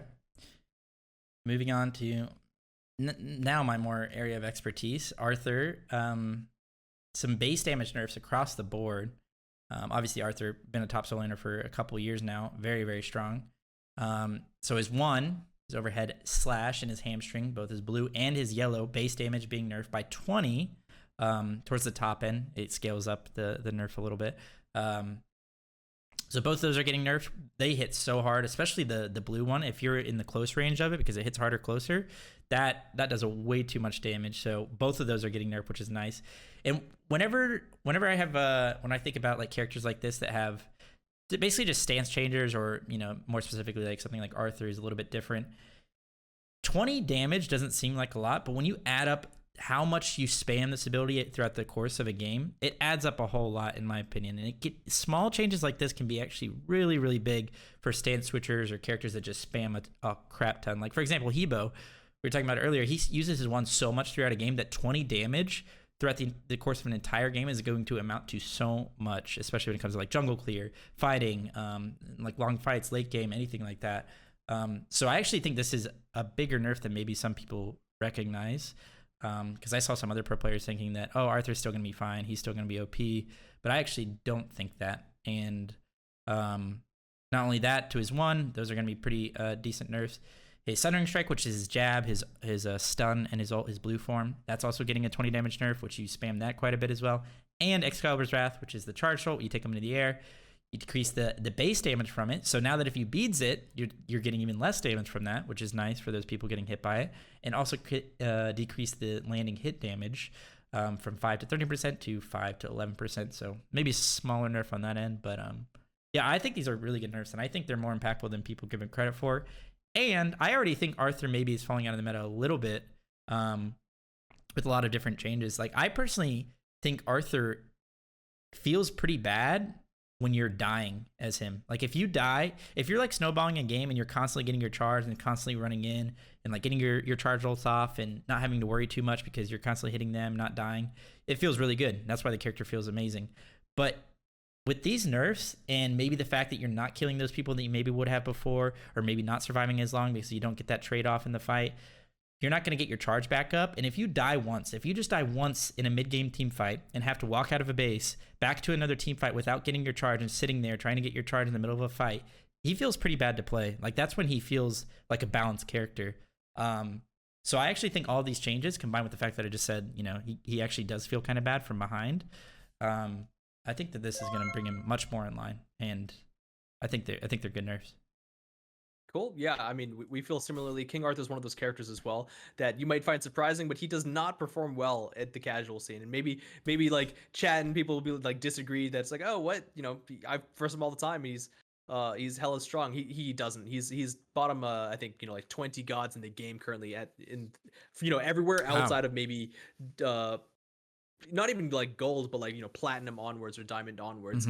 But he's, you know, he has his values. Obviously the pro scene is going to do really well with him. And we always talk about how warriors, like you said, they kind of live and die by their base damage. And Sun Wukong, which we're coming up to, has actually been a huge proponent of that one, is that we've seen him fall completely in and out of meta out of just like 10 base damage. Yeah. So hitting the late game for King Arthur in several places. And I think the Excalibur Wrath you mentioned as well, that came straight from you guys too, with the fact that it's frustrating when you beads that to still take so much damage. So, you know, you can see, I guess it's interesting to be able to talk to you about this, but you can definitely see that your guys' contribution actually definitely makes meaningful changes into the patch notes.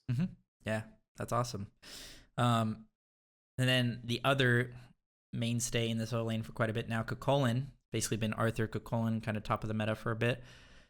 Big nerfs to him as well. These nerfs I think are a little bit more potent than the Arthur nerfs, but you know, definitely necessary regardless. They increase the bonus health shield from 10 to 20 per level to 10 to plus 10 per level. So it just scales a little bit less. You're not getting, I guess that's a 200 health decrease at level 20, which is pretty big.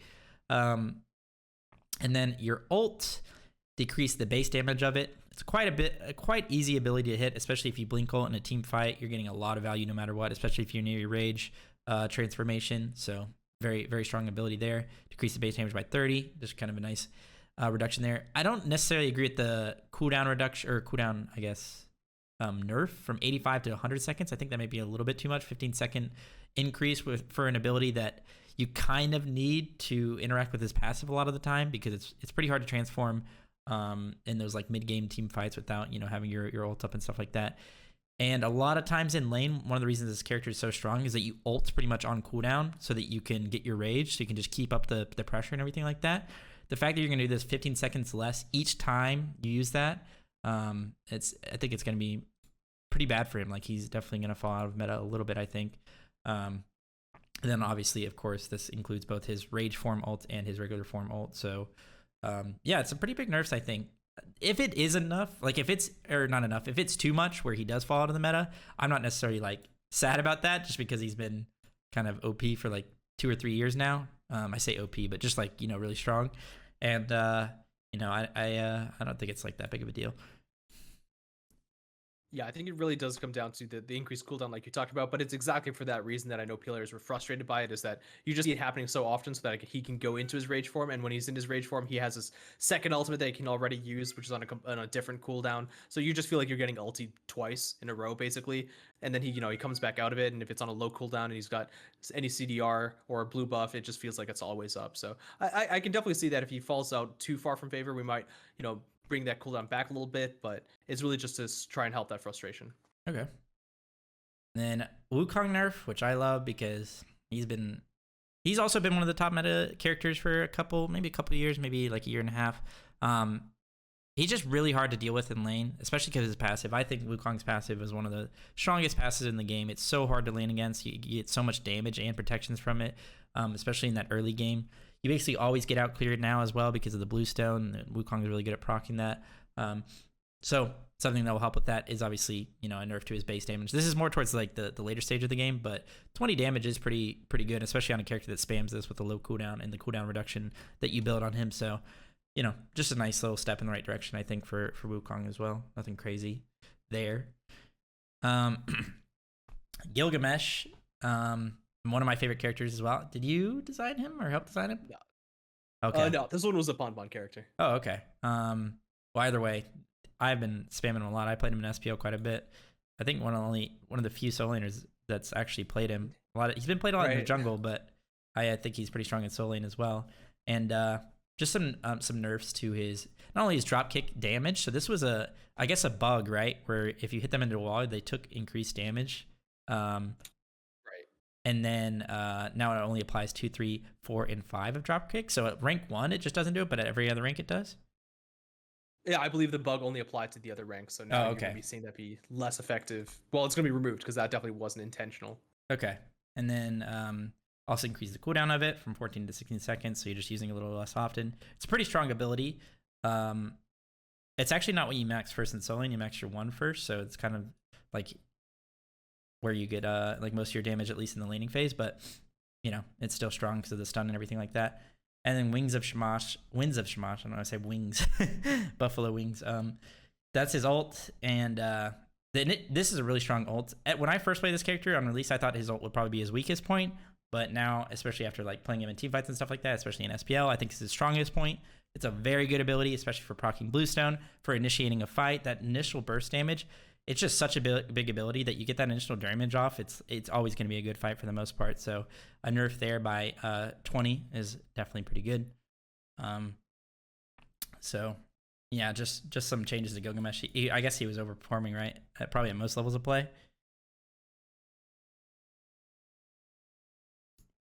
Clumsy? I think you're muted.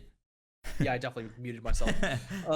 Yeah, he was definitely seeing a lot of play in the SPL scene, but also just across the board. His stats were very, very high.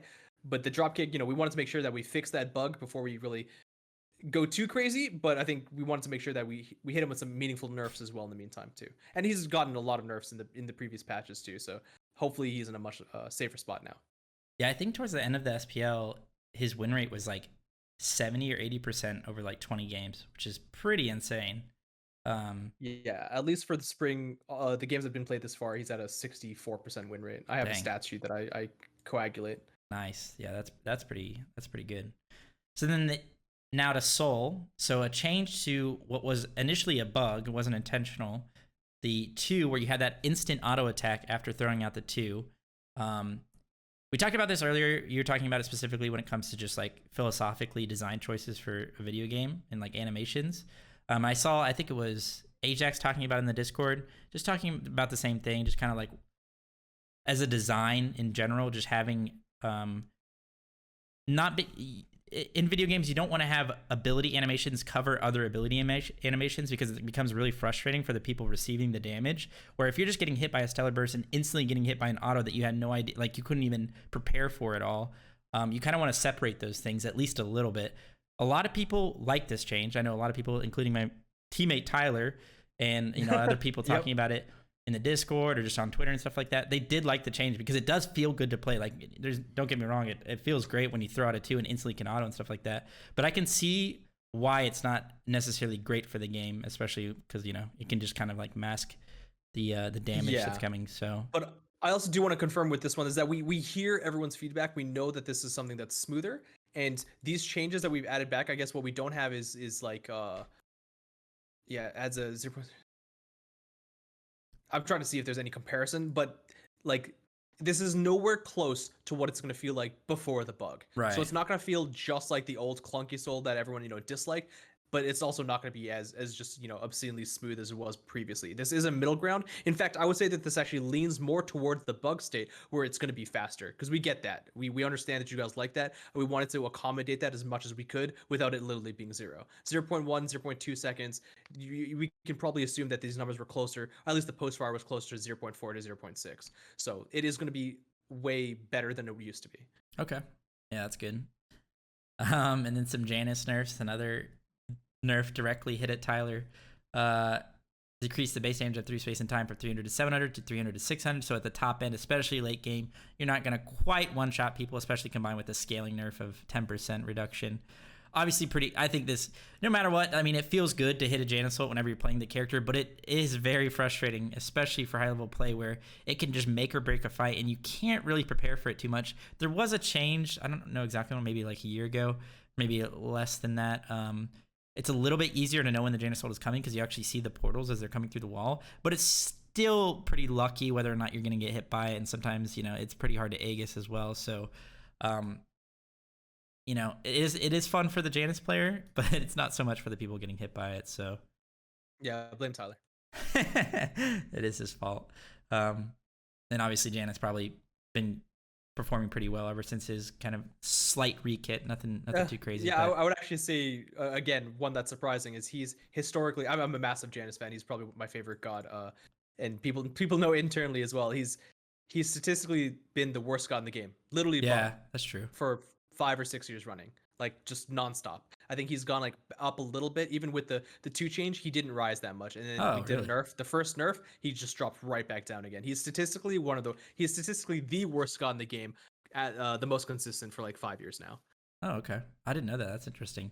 Yeah, so it always hurts to nerf him instead of buff him, but you know what? It has to be done. Like I said, we did for King Arthur, and otherwise, it's just if we, hey, you know what, Tyler? Maybe you should have just kept it sleeper, you know, until you bring it out at the lands, because that is his fault. We do these changes based on high level play as well as for casual play. If we didn't see it in the SPL, honestly, we would never have nerfed it. So yeah, to be fair, everybody has a Janus in their god pool now, so that says something at least. And these patch notes are catered to the SPL, so if you're like watching on YouTube and everything, like Janus ult is much more important in SPL level play, where you can interact with your teammates, communicate with them, kind of figure out how exactly you want to plan things. You know, go from gold free to a fire giant, defend like a gank that's going on in dual lane that you know is going to be coming, so you can all teleport there. Like, it has a lot of gameplay implications when you're actually working as a team. So definitely a lot stronger there, and it kind of makes sense that he wouldn't be as strong at lower levels of play. And then Raijin has become a top mage now, especially in SPL meta. I think there are certain teams literally first picking it throughout the playoffs, which maybe was a little bit they maybe overvalued it a little bit too much, but definitely a strong mage nonetheless. Very safe, does a ton of damage, is really good with the items as well right now. You know, like Karen's Coin Gem of Focus, Soul Gem. He can just proc these things really consistently, especially with his passive and having enough CDR. He can just have a lot of front-loaded damage, procking Soul Gem, Soul Reaver, stuff like that. So pretty strong right now for that reason. And because of that, just getting some nerfs, increased cooldown from 9 seconds to 10 seconds, and the marked duration of his 2 Raiju now only lasts for 4 seconds at all ranks instead of lasting up to 6. So that way, if you throw Raiju on somebody and they're able to like kind of outplay you and get out of range, maybe juke your abilities, you can't just, you know, have your abilities come back up, like maybe your dash or an auto attack or something like that, to, you know, proc it. So I think that's good. It's also just a mini slow that entire time, so that's just true. A frustration fix. Yeah, that's true. And you're also, I think it reveals vision. So if you like go into a Loki invis, you can see him the whole time. So yeah, pretty good changes, and I think maybe Raijin will be less valued because of that. But yeah, that is the bonus patch as well. It's some good bonus patch notes as well for the SPL. I think kind of catered most of these were like pretty catered toward SPL, but besides I guess Morgan Le Fay, because she's not allowed there yet. But I like these changes here along with the midseason patch. I'm very excited for the big changes, especially the no boots. I was theory crafting earlier, Clumsy, when I was at the gym, and I was thinking, imagine a solo lane where you rush Transcendence because it's only 24 or 50 gold now, or whatever it is. It's, you know, it's cheaper because you guys buffed it. You rush Transcendence in solo lane on like Chalk, and you go straight into like a CAD shield, and you're just playing Transcendence, CAD shield, Chalk, running around with full move speed because you don't even need your boots anymore. And then there's just other things you could do, like Death Toll straight into like Berserkers. and if you're against a Death Toll, like maybe you're playing against a character who has Death Toll and Stone of Gaia, you go Tainted, and then you're getting that healing as they're hitting the minion. Like, there's a lot of gameplay implications in Soul Lane alone, not only, not even counting for like the rest of the map. So yeah, I'm super excited about it. Do you know when this patch comes out? It's over 6 weeks, right? It should actually say, if you go to the main patch notes and go to the right to the top, I think it actually says it. Where is it? Am I stupid? I hope. News? Here we go. Update release schedule. It's a little bit lower. So mid-season update will be July 13th. Oh, okay. And June 29th is when the bonus hits. So yeah, that's going to be next week when the bonus hits, and then July 13th for the actual full mid-season. Okay. Awesome. That's awesome. I'm excited for the patch. Great job as always. Thank you for coming on. I know we were trying to speed run it, but there's just so many things to talk about, and we try to always on my stream and in my videos, I try and give as much detail as possible because that's what people want to hear coming from a pro player, and especially coming from a developer of the game itself. Though, so thank you so much, Clumsy, for coming on. Do you want to give any shout outs before I guess we end this video / stream? No, just a big thanks to the entire development team. It's mid-season in these patches as a whole, whether it's the skins, whether it's the conquest refresh, which we that's gonna be a big component of the game too coming up, or the balance is there's a huge team behind Titan Forge and with the work from home that I'm really glad to be in the team that I'm at with the people that I work with. And yeah, I'm the pro scene has been really cool. The playoffs were awesome, and we hope that you enjoy the mid-season patch. Awesome. Well, thank you for coming on, Clumsy. I really appreciate it. And I'll see you next time, dude. And by the way, I know that you probably talked a ton today because of the stream itself and then coming on here. So make sure you drink lots of water. Yep, absolutely. No problem. All right. See you later, Clumsy. Thank you. See you later. Let's go. Can we get some hype in the chat for Clumsy for doing that, chat? Literally took 2.5 hours out of his time to just talk with me about the patch notes when he already did that today. Get some claps out there.